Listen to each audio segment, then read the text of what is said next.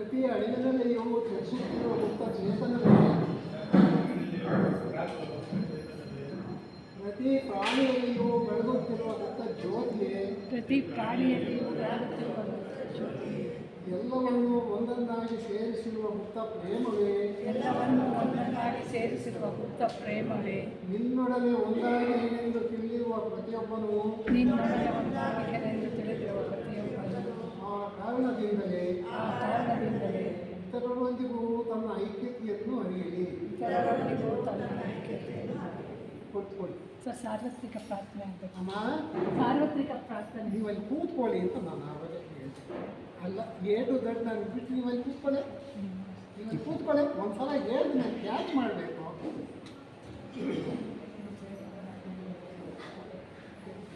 ಇದೇ ಕೊಟ್ಕೋಬೇಡಿ, ಹೇಳ್ದು ನಾನು ಕ್ಯಾಚ್ ಮಾಡಬೇಕು.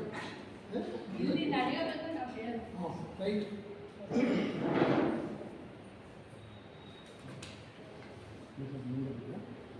ಇಲ್ಲ, ಹಿಂದೆ ಮುಂದೆ ಜರ್ಗೋತಾನೆ ಮುಗಿದ ಕೆಲಸ.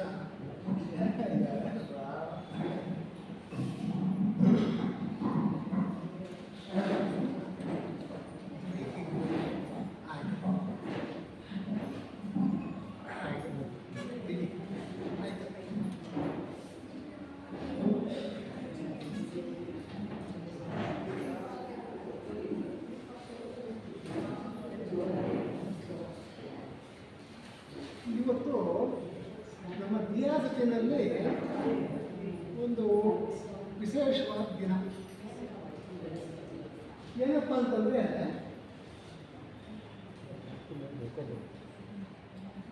ಆ ವ್ಯಕ್ತಿ ಕೊನೆಗೆ ಅನೇಕ ಜನ 100ಕ್ಕೆ ಒಂದಿಷ್ಟು 0.5 ಬಿಟ್ಬಿಟ್ಟು 99.5 ಅಷ್ಟು ಜನ ನಾವು ಅವರು ತೀರ್ಥಾರ್ಥಲ್ ಸೊಸೈಟಿನೇ ಬಿಟ್ಬಿಟ್ರು.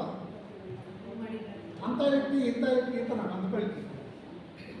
ಈಗ ಗೊತ್ತಾಗತ್ತೆ ನೀವು ಆ ವ್ಯಕ್ತಿ ಯಾರು, ಸರಿಗೆ ಏನು ಸರ್ವಿಸ್ ಕೊಟ್ಟರು. 1 ಗಂಟೆ ಓದ್ತಾ ಮಹದೇವಪ್ಪನವರು ಒಂದು ಧನ್ಯವಾದ ತಿಳಿಸ್ಬೇಕು. ಈ ಸಬ್ಜೆಕ್ಟು ದಯವಿಟ್ಟು ಕೊಡಬೇಡಿ 1 ಗಂಟೆ, ಬೇರೆ ಕಾರ್ಯಕ್ರಮ ಇದೆ, ಆ ಕಾರ್ಯಕ್ರಮ ಹೋಗೋಕ್ಕೆ ನನಗೆ 1 ಗಂಟೆ ಮುಗಿಸೋಕ್ಕೆ ಸಾಧ್ಯ ಇಲ್ಲ. ಅವರು ಎಷ್ಟು ಸಾಧ್ಯನೋ ಅಷ್ಟು ಅಂತ. ಯಾಕೆ ಅಂತಂದರೆ, ಇವತ್ತು ಮೇ 11ನೇ ತಾರೀಕು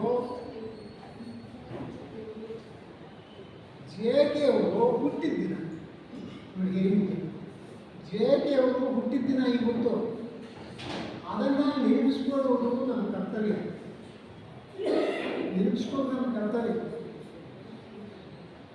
ಒಟ್ಟಾರೆ ಎಲ್ಲ ಅವರ ಬೋಧನೆಯ ಸಾರಾಂಶ ಒಂದು ವಾಕ್ಯದಲ್ಲಿ ಅವರೇ ಹೇಳಿದರು.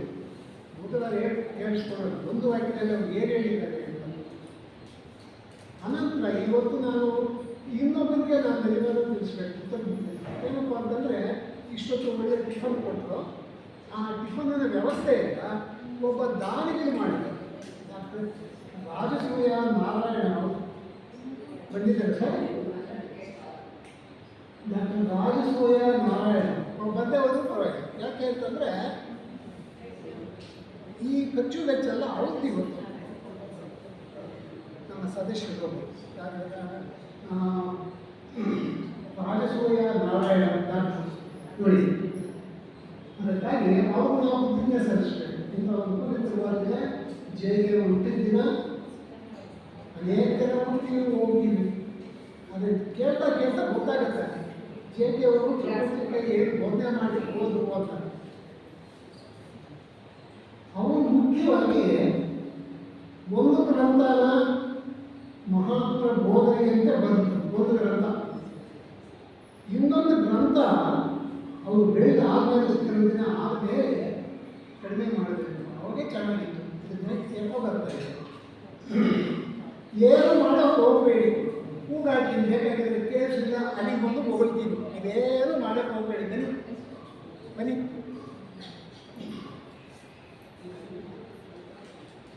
ಒಂದು ಪುಸ್ತಕ ಬರೆದು ಮಹಾತ್ಮರ ಬೋಧನಮ್ಮ ತಾಯೇ, ನಿನ್ನ ಫೋನು ವೆಂಕಟೇಶ್ ಎತ್ತಿ ಬಿಸಾಕಪ್ಪ ಫೋನು. ಇದು ಬಹಳ ಪವಿತ್ರವಾದ ವಿಷಯ. ಇಷ್ಟು ದಿನ ನಾನೇನು ಮಾಡ್ತಾ ಇದ್ದೆ, ಇನ್ನು ನಾನು ಫೋನ್ ಉಪಯೋಗಿಸೋದಿಲ್ಲ ಈ ಸೆಂಟ್ರಲ್ಲಿ ಅನ್ನೋ ಭಾವನೆ ಬರ್ತೀನಿ. ಒತ್ತಿ ಒತ್ತಿ ಹೇಳಿದ್ದಾರೆ ಪ್ರತಿಯೊಂದು ವಿಷಯ. ಇಲ್ಲಿ 100 ಅಂಶ ಗೊತ್ತಾಕಿದ್ದೀವಿ, 7-8 ಆಗುತ್ತೋ ಇದು ನನ್ನ ಅದಾಗುತ್ತೆ ಮಧ್ಯೆ ಮಧ್ಯೆ ಇದು ನೋಡಿ ಇದೆಯಾ. ಬಹಳ ಸೀನಿಯರ್ ಮೆಂಬರ್ಸು, ಅಪಾರ್ಥ ಮಾಡ್ಕೋಬಾರ್ದು. ಇಲ್ಲಿ ಒಬ್ಬ ದೊಡ್ಡವರು ಹಿರಿಯರು ಬೇರೆ ಕಡೆಯಿಂದ ಬಂದು ನಮ್ಮ ಉಪನ್ಯಾಸ ಕೊಡ್ತಾ ಇದ್ದಾರೆ, ಇದೇ ಹಾಲು. ಒಬ್ಬರು ಫೇಸ್ಬುಕ್ ನೋಡ್ತಾ ಇದ್ದಾರೆ, ಕೆಲಸ ಮಾಡೋದು ಪಕ್ಕದಲ್ಲೇ ಇದ್ದೆ, ಗದರ್ಕೊಂಡೆ, ಕೋಪ ಬಂದ್ಬಿಡ್ತು ಅವ್ರಿಗೆ, ಕೋಪ ಬಂದ್ಬಿಡ್ತು. ಇಲ್ಲಿ ಹಿರಿಯರೊಬ್ಬರು ಉಪನ್ಯಾಸ ಏನೋ ಒಂದು ಹೇಳ್ತಾ ಇರೋವಾಗ ನಾವು ಕಿವಿಗೆ ಹಾಕ್ಕೋಬೇಕು. ಈ ಮಧ್ಯೆ ಮಧ್ಯೆ ಸಣ್ಣ ಪುಟ್ಟದು ಇರೋರೇನಲ್ಲ, ಎಲ್ಲರಿಗೂ ಸಂಸಾರವಿದೆ, ಎಲ್ಲರಿಗೂ ಒಳ್ಳೆದಿದೆ. ಆ ಮಧ್ಯೆ ಕೂತ್ಕೋಬೇಕು ಈ ಹಾಲಲ್ಲಿ. ನಾನು ನಿಮಗೇನು ಅನ್ನೋದಿಲ್ಲ, ಹೋಗಬೇಕಾ ಮಾತಾಡಬೇಕಾ ಹೋಗಿ ದಯವಿಟ್ಟು.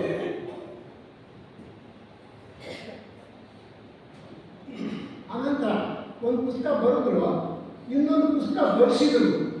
2 ಬಿಟ್ಟರೆ ಉಳಿದಿದ್ದೆಲ್ಲ ಉಪನ್ಯಾಸಗಳು, ಜೆ.ಕೆ. ಅವರು ಉಪನ್ಯಾಸಗಳು ಕೊಡ್ತಾ ಇದ್ದರೆ ಬರ್ಕೊಡ್ತಾ ಇರ್ತಾರೆ, ಅದನ್ನು ಪ್ರಿಂಟ್ ಮಾಡಿಸ್ತಾರೆ, ಅದು ಸಪ್ರೇಟ್. ಏನೋ ಒಳಗಿಂದ ಪ್ರೇರಣೆ ಆಗ್ತಾ ಇದೆ. ಈಗ ನಾನು ಹೇಳೋದನ್ನು ಬರ್ಕೊಳ್ಳಿ ಅಂತ ಒಂದು ಬರ್ಸಿದರು, ಒಂದು ಬರೆದ್ರು ನಮ್ಗೆ ಗೊತ್ತಿದೆ. ಅರ್ಧ ಭೇಟಿ ಮಾಡ್ತಾರೆ. ಪರಮಗುರು ಚರಣಸನ್ನಿಧಿಯಲ್ಲಿ 1ನೇ ಕ್ಲಾಸ್ ಬುಕ್ಕಲ್ಲಿ ನಮಗೆ ಇತಿಹಾಸ ಬಿಟ್ಟಿದೆ, 1ನೇ ಕ್ಲಾಸ್ ಬುಕ್ಕಲ್ಲಿ. ಅನಂತರ ಎಲ್ಲ ಉಪನ್ಯಾಸಗಳ ಸಾರ ಇರುವುದು. ಇನ್ನೊಂದು ಪುಸ್ತಕ ನೀವು ಏನೇನು ಗೊತ್ತಿದೆಯೋ ಅದನ್ನು ಬಿಟ್ಟು ಬಿಡಿ. ಒಂದು ಅರ್ಧ ಭೇಟಿ ಮಾಡ್ತಾರೆ. ಇನ್ನೊಂದು ಫ್ರೀಡಮ್ ಫ್ರಮ್ ದಿ ನೋನ್ ಬರ್ಸಿದ್ದು. ನಿಮ್ಗೆ ಏನೇನು ಗೊತ್ತಿದೆಯೋ ಅದನ್ನು ಪಕ್ಕಕ್ಕಿಟ್ಟು ಯೋಚನೆ ಮಾಡಿ, ಮನಸ್ಸು ಮಾಡಿ ಅನ್ನೋ ಒಂದು ಬರ್ಸಿದ್ರು, ಒಂದು ಬರೆದರು. ಅನಂತರ ಇದು ನಾವು ಗೊತ್ತದ್ದು ಜಾಸ್ತಿ ಇದ್ದೀವಿ. ಅನೇಕ ಮಠಮಂದಿರಗಳಿಗೆ, ಗುರುಗಳಿಗೆ ಇವತ್ತೂ ನಮಸ್ಕಾರ ಹಾಕೋದೇ ನಾವು ಬಿಟ್ಟಿಲ್ಲ. ಮಠಮಂದಿರಗಳಿಗೆ ಹೋಗ್ತೀವಿ, ನಮಸ್ಕಾರ ಹಾಕ್ತೀವಿ, ತಪ್ಪಲ್ಲ. ಯಾಕೆ ಅಂದರೆ ಅವ್ರು ಯಾರು, ನಾನು ಯಾರು, ಅವ್ರಿಗೂ ನನಗೂ ಇರೋ ಸಂಬಂಧ ಏನು ಅಂತ ಅರ್ಥ ಮಾಡಿಕೊಳ್ಳದೆ ಇರುವಂಥ ನಮ್ಮಂಥವ್ರು ಒಬ್ಬನೇ ಇದೀವಿ. ಮಠಮಂದಿರಗಳಿಗೆ ಹಿರಿಯರಿಗೆ ನಮಸ್ಕಾರ ಆಗ್ತಾನೇ ಇದ್ದೀವಿ. 1929 ಘಟನೆ. ಅವರು ಅಷ್ಟೊತ್ತಿಗೆ ಬಹಳಷ್ಟು ಮುಂದುವರೆದಿದ್ರು. ಅದು ಬೇರೆ ಮಾತು, ಅವ್ರ ಜೀವನ ಚರಿತ್ರೆ ಹೇಳ್ಕೊಳ್ಳೋದು ಬೇಡಿ. ಪ್ರಪಂಚವೆಲ್ಲ ಗಮನಿಸ್ತಾ ಇತ್ತು ಜೆ.ಕೆ. ಅವ್ರನ್ನ.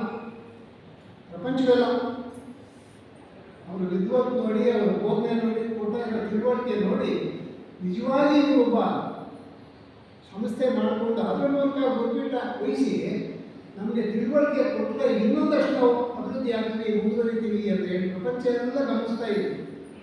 ಅಂಥ ಸಂದರ್ಭದಲ್ಲಿ ಇವರು ಈ ಮಾತು ಯಾಕೆ ಹೇಳ್ತಾ ಇದ್ದೀನಿ ಅಂತಂದರೆ, ಒತ್ತಿ ನಾವು ತಿಳ್ಕೊಳ್ಬೇಕು. ಯಾರಾದರೂ ಹೊಳೆ ನರಸೀಪುರ ಈಗಲೂ ಇದೆಯಾ ಮಠ ಗೊತ್ತಿಲ್ಲ. ಹೊಳೆ ನರಸೀಪುರದಲ್ಲಿ ಸಚ್ಚಿದಾನಂದ ಸರಸ್ವತಿ ಸ್ವಾಮೀಜಿಯವರು ಆ ಗುರುಕೂಟದ ಮುಖ್ಯಸ್ಥರಾಗಿದ್ದರು. 1930ರಲ್ಲಿ ಅವರ ಹೇಳಿಕೆ, ಗುರುಪೀಠದ ಹೇಳಿಕೆ. ಆ ಹೇಳಿಕೆ ಎಲ್ಲಿಂದ ಬಂತು ಅಂತ ಆಮೇಲೆ ಕೇಳಿಸ್ಕೊಳ್ಳಿ. ಆ ಗುರುಪೀಠದ ಹೇಳಿಕೆ ಸಚ್ಚಿದಾನಂದ ಸರಸ್ವತಿ ಸ್ವಾಮಿ ಏನು ಕೊಟ್ಟರು ಅಂತಂದರೆ, ಇವತ್ತಿಂದ ನಾನು ಈ ಪೀಠಕ್ಕೆ ಗುರುಗಳಲ್ಲ ಅಂತ ಹೇಳಿಕೊಟ್ಟು. ಹೊಳೆ ನರಸೀಪುರ ನೋಡಿರೋರು ಯಾರಾದರೂ ಹೊಳೆ ನರಸೀಪುರ ಮಠ ನೋಡಿರೋರು ಗೊತ್ತಾರೆ. ಈಗಲೂ ಪೀಠ ಇದೆ. ಅವ್ರ ಶಿಷ್ಯರೊಬ್ಬರು ದೊಡ್ಡ ಶಿಷ್ಯರಾಗಿ ಇಲ್ಲಿ ವಿಧವಾದ ವೇದಾಂತ ಸಾಲ ಕಲಿತಾ ಇದ್ದಾರೆ. ಅದು ಬೇರೆ ಮಾತು, ಆ ಕಡೆ ಹೋಗೋದು ಬೇಡಿ. ಆಮೇಲೆ ಅವರು ಬರೀ ಗುರುಪೀಠ ತಿಳಿಸ್ತಾ ಇದ್ದೀನಿ, ಇವತ್ತಿಂದ ನಾನು ಯಾರಿಗೂ ಗುರುಗಳಲ್ಲ ಅಂತ ಹೇಳಿದ್ದು ಅಲ್ಲದೆ, ನೀವು ನನ್ನ ಶಿಷ್ಯರಾಗಿ ಈ ಪೀಠಕ್ಕೆ ಬರಬೇಡಿ ಅಂತ ನನ್ನ ಶಿಷ್ಯರಾಗಿ ಬೋಧನೆ ಕೇಳೋದಕ್ಕೆ ಬನ್ನಿ. ಆದರೆ ಸ್ವಾಮಿಗಳ ಶಿಷ್ಯರಾಗಿ ನಾನು ಹೋಗಬೇಕು, ಎಲ್ಲ ಹೇಳ್ತಾರೆ ಸ್ವಾಮಿಗಳು ಅಂತ ಹೇಳಿ ಬರಬೇಡಿ ಅಂತ.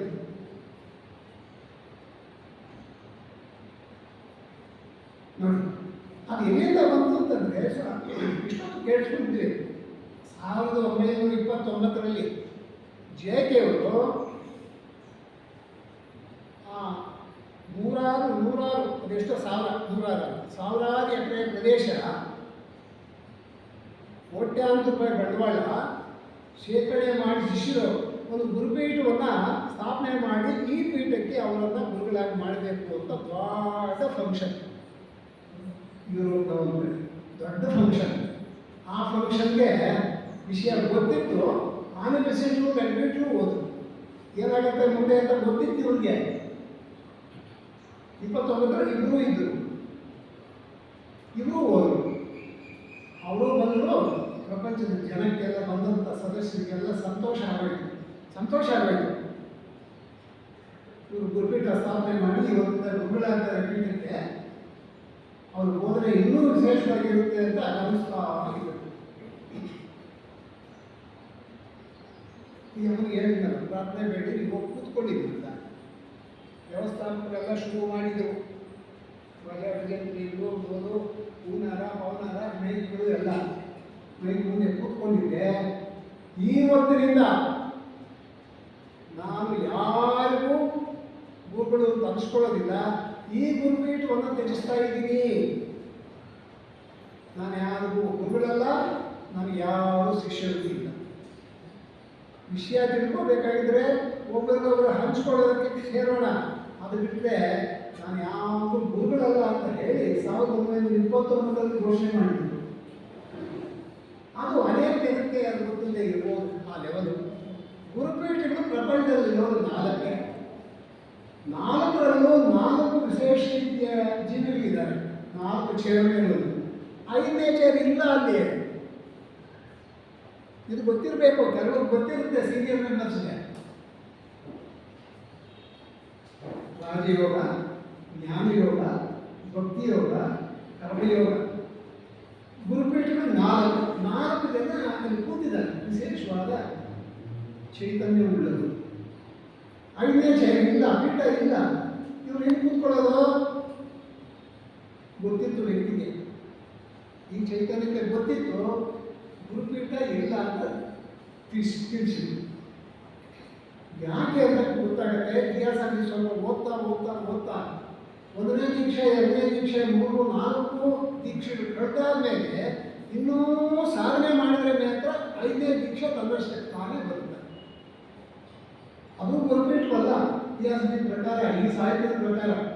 ಇನ್ನೂ ಆ ಹಂತಕ್ಕಿಂತ ಹೆಚ್ಚಾಗಿ ಸಾಧನೆ ಮಾಡಿ ಪ್ರಪಂಚ ಏನು, ನಾನೇನು, ಹೇಗೆ ಜೀವನ ಮಾಡಬೇಕು ಅದನ್ನು ಪ್ರಪಂಚಕ್ಕೆ ತಿಳಿಸೋದಕ್ಕೋಸ್ಕರ ಒಂದು ಅಂತಸ್ತು ಇದೆ.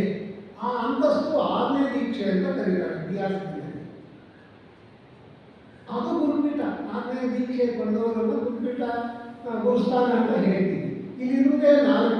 5ನೇ ಚೇರ್ ಇಲ್ಲ. 5ನೇ ಚೇರ್ ಇಲ್ಲ. ಇದನ್ನ ಕೇಳಿದಂಥ ಸಚ್ಚಿದಾನಂದ ಸರಸ್ವತಿ ಸ್ವಾಮಿಗಳು ಏನೋ ಗುರುಗಡ್ಡಿ ಅಂತದ್ದು ಆಸೆ ಭಾಷೆ ಇತ್ಯಾದಿ ಕಂಡು ಬರ್ತೋ ಏನೋ ನಮಗದು ಗೊತ್ತಿಲ್ಲ. ಹಿರಿಯರು ಗೊತ್ತಿಲ್ಲ. ಇವತ್ತಿನಿಂದ ನಾನು ಯಾರೂ ಗುರುಗಳಲ್ಲ, ನಾನು ಯಾರಿಗೂ ಗುರುಗಳಲ್ಲ ಅಂತ ಹೇಳ್ಬೇಕು. ನೋಡಿ ಹೇಗಿದೆಯೋ. ಇನ್ನು ನಾವು ಇನ್ನೊಂದು ಉಪನ್ಯಾಸ ಮಾಡ್ತಿರ್ತೀವಿ. ಧನ್ಯವಾದಗಳು ಹೊಗಳಿ ವಂಶೋದಕ್ಕೆ ಇರ್ತಾರೆ ಲಾಸ್ಟಲ್ಲಿ. ಇವರು ಹೀಗೆ ಭಾಷಣ ಮಾಡಿದರು, ಹಾಗೆ ಭಾಷಣ ಮಾಡಿದರು ಅಂತ. ಅದು ಹೇಗೆ ಭಾಷಣ ಮಾಡಬೇಕು, ಏನು ವಿಷಯ ತಿಳಿಸಬೇಕು ಅನ್ನೋದು ಈಗ ಇವರ ತಿಳುವಳಿಕೆ ಕೊಟ್ಟಂಥ ತಿಳುವಳಿಕೆಯಲ್ಲಿ ಇದು ಈ ಆರಿಸ್ಕೊಂಡಿರುವ ಅಂಶ 2 ಪ್ರಕರಣಗಳಿಂದ. ಒಂದು anecdotes from the life of Krishnamurti. ಒಂದು ಅಂಶ, ಒಂದು chapter. Anecdotes from the life of Krishnamurti. ಕೃಷ್ಣಮೂರ್ತಿಯವರ ಜೀವನದಲ್ಲಿಯ ಕೆಲವು ಘಟನೆಗಳು. ಅನಂತರ ಯುರೋಪ್ ದೇಶದ ಹೆಸರು ಜ್ಞಾಪಕ ಇಲ್ಲ, ಒಬ್ಬ ಸಾಧಕರು ಕೃಷ್ಣಮೂರ್ತಿ 100 years ಅಂತ ಹೇಳಿ ಒಂದು ಗ್ರಂಥ ಬರೆದಿದ್ದಾರೆ. ಭಾಳ ದೊಡ್ಡ ಗ್ರಂಥ, ಇಷ್ಟು ಉದ್ದ ಇದೆ, ಇಷ್ಟು ದಪ್ಪ ಇದೆ. ಓದೋಕ್ಕೇನೋ ಓದಿದ್ದೀನಿ.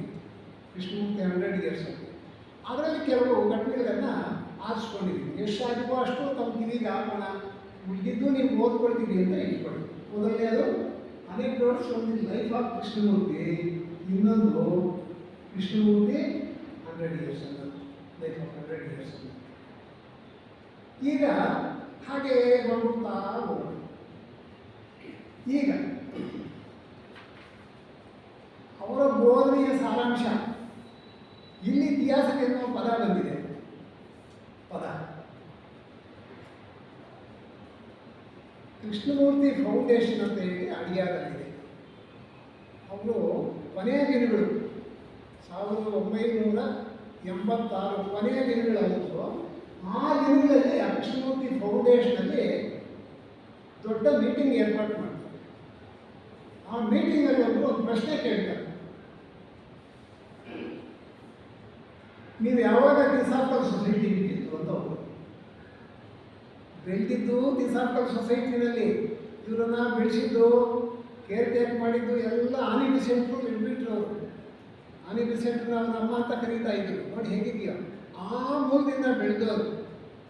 ಬೆಳೆದು ಕೊನೆಗೆ ಅವರೇ ಇತಿಹಾಸಕ್ಕೆ ಬಿಟ್ಟು ಹೋಗಲಿಲ್ಲ. ಅದೇ ಉತ್ತರ ಹೇಳ್ತಾರೆ. ನೀವು ಯಾವಾಗ ಬಿಟ್ಟಿದ್ದು ಅನ್ನೋದಕ್ಕೆ ಅವ್ರು ತಡೀತಾರೆ. ಇಲ್ಲಿ ಸ್ವಲ್ಪ ಹೊತ್ತು ಅಂತ ಹೇಳಿ ಜೆ.ಕೆ. ಅವರು ತಡೆದು ಅವ್ರಿಗೆ ಹೇಳಿದಂಥ ಸೆಂಟೆನ್ಸು ಹಾಗೆ ಇದೆ ಆ ಬುಕ್ಕಲ್ಲಿ. I never walked out of Theosophical Society. I never walked out of Theosophical Society. ನಾನು ಥಿಸಾಫಿಕಲ್ ಸೊಸೈಟಿಯಿಂದ ಹೊರಬರಲಿಲ್ಲ. ಆದರೆ but they did not want me there. ಅಲ್ಲಿ ಇರುವವರಿಗೆ ನನ್ನಲ್ಲಿ ಇರಿಸ್ಕೊಳ್ಳೋಕ್ಕೆ ಮನಸ್ಸಿಲ್ಲ. ಯಾಕೆ ಅಂತಂದರೆ ಇವರು ಹೇಳಬೇಕಾಗಿರುವುದು ಪೂರ್ಣವಾಗಿ ಮಂದಟ್ಟು ಮಾಡ್ತಾ ಇದ್ದಾರೆ ಅವರ ಲೆವೆಲ್ನಲ್ಲಿ. ನಮಗದು ಅರ್ಥ ಆಗಲಿಲ್ಲ. ಅದಕ್ಕಾಗಿ ಈ ಇತಿಹಾಸಕ್ಕೆ ಅನ್ನೋ ಪದ ಉಪಯೋಗಿಸಿರುವುದೇ ಪೂರ್ಣ. ಅವರು 60 ವರ್ಷಗಳು ಏನು ಪ್ರಪಂಚಕ್ಕೆ ತಿಳುವಳಿಕೆ ಕೊಟ್ಟರು, ಆ ತಿಳುವಳಿಕೆಯ ಸಾರ ನಮ್ಮ ಮಹಾದೇವಪ್ಪನವ್ರು ಥ್ಯಾಂಕ್ಸ್ ಆಗಬೇಕು ಅಂತ ಅವಾಗ ಹೇಳಿದೆ. ಅವರು ಇದನ್ನು ಮಾಡ್ತಾರೆ. ತಿಳುವಳಿಕೆಯ ಸಾರ, ಇತಿಹಾಸದ ಬೋಧನೆಯ ಸಾರ. ಇಷ್ಟು ತನಕ ಅವರು ಏನು ಉಪನ್ಯಾಸಗಳು ಕೊಟ್ಟಿದ್ರು ಅದರ ಸಾರ ಏನಪ್ಪ ಅಂತಂದರೆ ಸಂಸರಣೆ ಅಂದರೆ ಏನು ಗೊತ್ತಿದೆ ನಮಗೆ. ಥಿಸಾಫಿಕಲ್ ಸೊಸೈಟಿ ಸದಸ್ಯರಿಗೆ ಏನು ನಾವು ಹುಟ್ಟಾನೆ ಮನುಷ್ಯ ಹುಟ್ಟಲಿಲ್ಲ, ಭೂತವರ್ಗದಲ್ಲಿದ್ದೀವಿ. 3 ಅಂತಸ್ತು, 1, 2, 3. ಅಲ್ಲಿಂದ ಖರ್ಜುವಾದ್ವಿ, ಕಲ್ಲಾದ್ವಿ, ಸಸ್ಯವಾದ್ವಿ, ಪ್ರಾಣಿಯಾದ್ವಿ. ಈಗ ಈ ಹಂತಕ್ಕೆ ಬಂದಿದ್ದೀವಿ. ಈ ಹಂತಕ್ಕೆ ಬಂದಾಗ ಸಮೇತ ಇದೇ ಜ್ಞಾನ ಇಟ್ಕೊಂಡು ಬರಲಿಲ್ಲ. ಕಾಡು ಮನುಷ್ಯರಾಗಿ ತಿಳುವಳಿಕೆ ಕಡಿಮೆಯಾಗಿ ಹುಟ್ಟಿ ಅಲ್ಲಿಂದ ಬೆಳೆದು ಈ ಹಂತಕ್ಕೆ ಬಂದಿದ್ದೀವಿ. ಇದು ಸಂಸಾರನೇ. ಇಷ್ಟಕ್ಕೆ ನಿಲ್ಲಬೇಕಾ ಅಂತಂದರೆ ಇಷ್ಟಕ್ಕೆ ಭಾಳ ಚೆನ್ನಾಗಿದೆ, ಉಪ್ಪಿಟ್ಟು ರುಚಿಯಾಗಿತ್ತು, ಕೊಟ್ಟಂಥ ಸ್ವೀಟು ಭಾಳ ಟೇಸ್ಟ್ ಅದ, ಏನಪ್ಪ ಗೋಡಂಬಿ ಗಿಡಂಬಿ ದ್ರಾಕ್ಷಿ ಎಲ್ಲ ಇಟ್ಟಿರ್ತಾರೆ. ಮಧ್ಯಾಹ್ನ ಅದೇ ಸಿಗಲಿ, ರಾತ್ರಿಗೂ ಅದೇ ಸಿಗಲಿ. ಈ ಭಾವನೆ ಇದ್ದರೆ ಇಲ್ಲೇ ಇರ್ತೀವಿ. ಈ ಭಾವನೆ ಇದ್ದರೆ ಇನ್ನೊಂದು ಅಂಶ ತಿಳಿಸಿರೋದು ಬೋಧನೆಯ ಸಾರಾಂಶ ಏನಪ್ಪ ಅಂತಂದರೆ ಒಂದೊಂದು ಹಂತಕ್ಕೂ ಒಂದು ನಿಗದಿಯಾದ ಪೀರಿಯಡ್ ಇದೆ. ಅವರು ತಿಳಿಸಿದ್ದಾರೆ ಒಂದು ನಿಗದಿಯಾದ ಇಷ್ಟು ವರ್ಷಗಳು ಈ ಹಂತದಲ್ಲಿ ನಾನು ಬೆಳೆದೆ. ಭೂತವರ್ಗದಲ್ಲಿ 3 ಭೂತವರ್ಗದ ಹಂತಗಳು.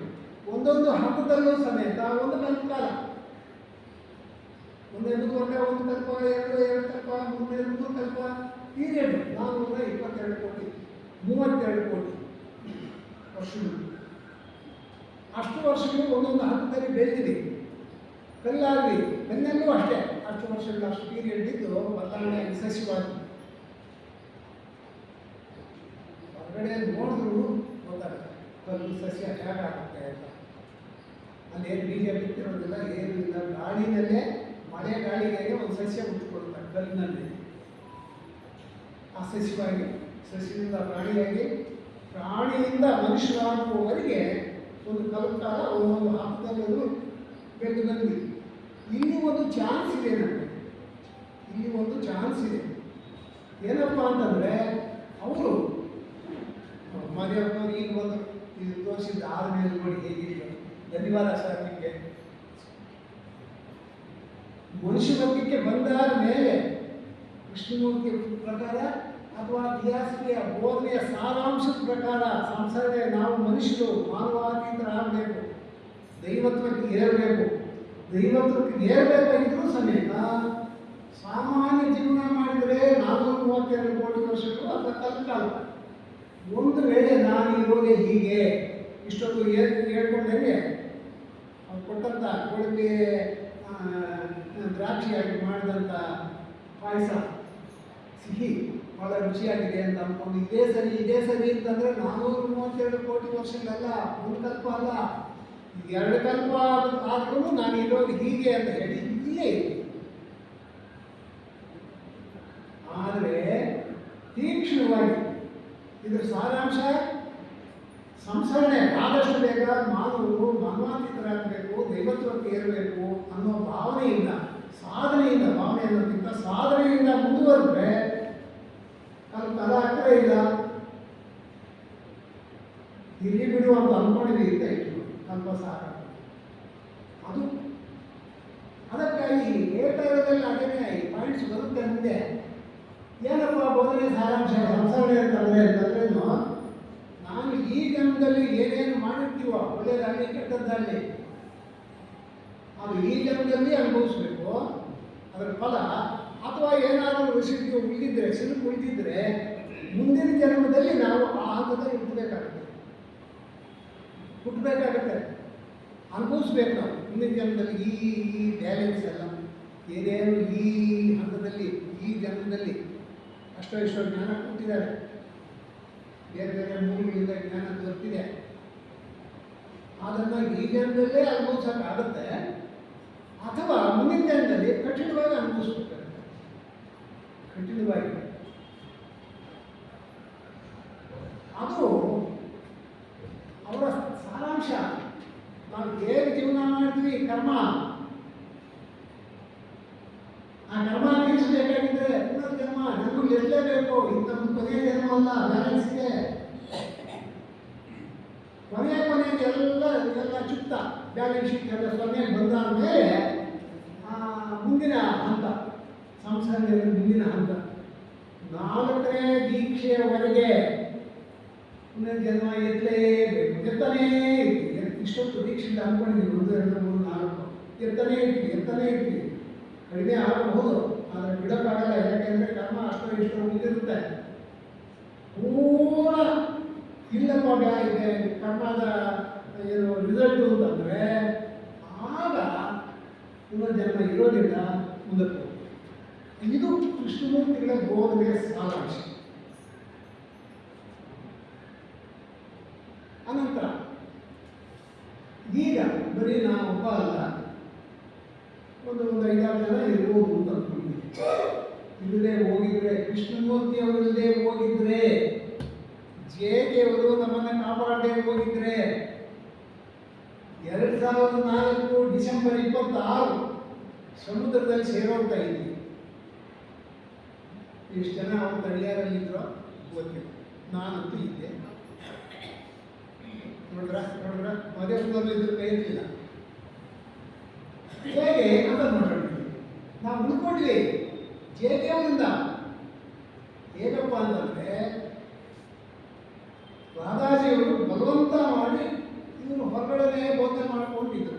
ಇವರು ಪ್ರೆಸಿಡೆಂಟ್ ಆಗೋಕ್ಕಿಂತ ಮೊದಲು ಕೃಷ್ಣಮೂರ್ತಿ ಅವ್ರ ಹತ್ರ ಹೋಗಿ, ಈಗ ಎಲ್ಲರೂ ಪ್ರೆಸಿಡೆಂಟ್ ಆಗಿ ಅಂತ ಇದ್ದಾರೆ, ಆಗೋಕೇನೋ ಮನಸ್ಸಿದೆ, ನಿಮ್ಮ ಕೃಪೆನೋ ಬೇಕು ನನಗೆ, ನೀವು ಹಾಗೆ ಇದ್ರೆ ಆಗ್ತೀವಿ ಪ್ರೆಸಿಡೆಂಟ್.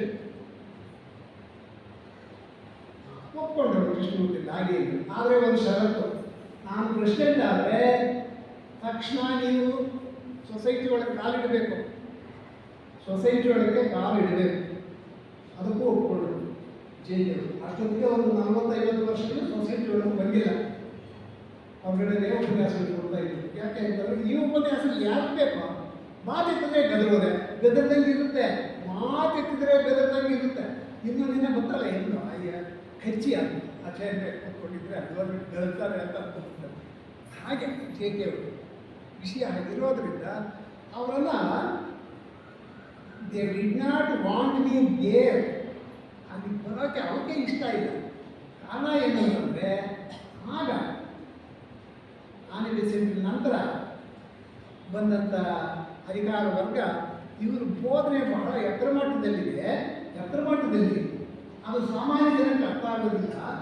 ಅದಕ್ಕಾಗಿ ಇವ್ರ ಬೋಧನೆಗಳಿಗಿಂತ ಸಣ್ಣ ಸಣ್ಣದು ಅವರೇ ಕೊಟ್ಟಿರುವಂಥ ಸರ್ಟಿಫಿಕೇಟ್ ಆಫ್ ಮಾಸ್ಟರ್ ಅಂತ ಶುರು ಮಾಡಿ ಹೇಳೋಣ ಅಂತ ಹೇಳಿ ಪ್ರಾರಂಭಿಸ್ತಾರೆ. ಇವ್ರಿಗೆ ಕೊಟ್ಟಿದ್ದರಿಂದ ಜೆ ಕೆ ಅವರು ಬರೋದಿಲ್ಲ ಅಷ್ಟೇ. ಮನೆಗೆ ಅವರು ಬಂದರು, ಜೆ ಕೆ ಅವರು ಬಂದು ದಾದಾಜಿಯವ್ರ ಜೊತೆಯಲ್ಲಿ ವಾಕ್ ಹೋದರು. ಸೊಸೈಟಿ ಉದ್ದಕ್ಕೂ ವಾಕ್ ಹೋದಾಗ ಅಲ್ಲಿ ದೊಡ್ಡವ್ರದ್ದೆಲ್ಲ ಚಿತಾಭಸ್ಮಗಳು ಒಂದು ಕಡೆ ಇಟ್ಟಿದ್ದಾರೆ, ಹಿರಿಯರು ಚಿತಾಭಸ್ಮಗಳು ಒಂದು ಕಡೆ ಇಟ್ಟಿದ್ದಾರೆ.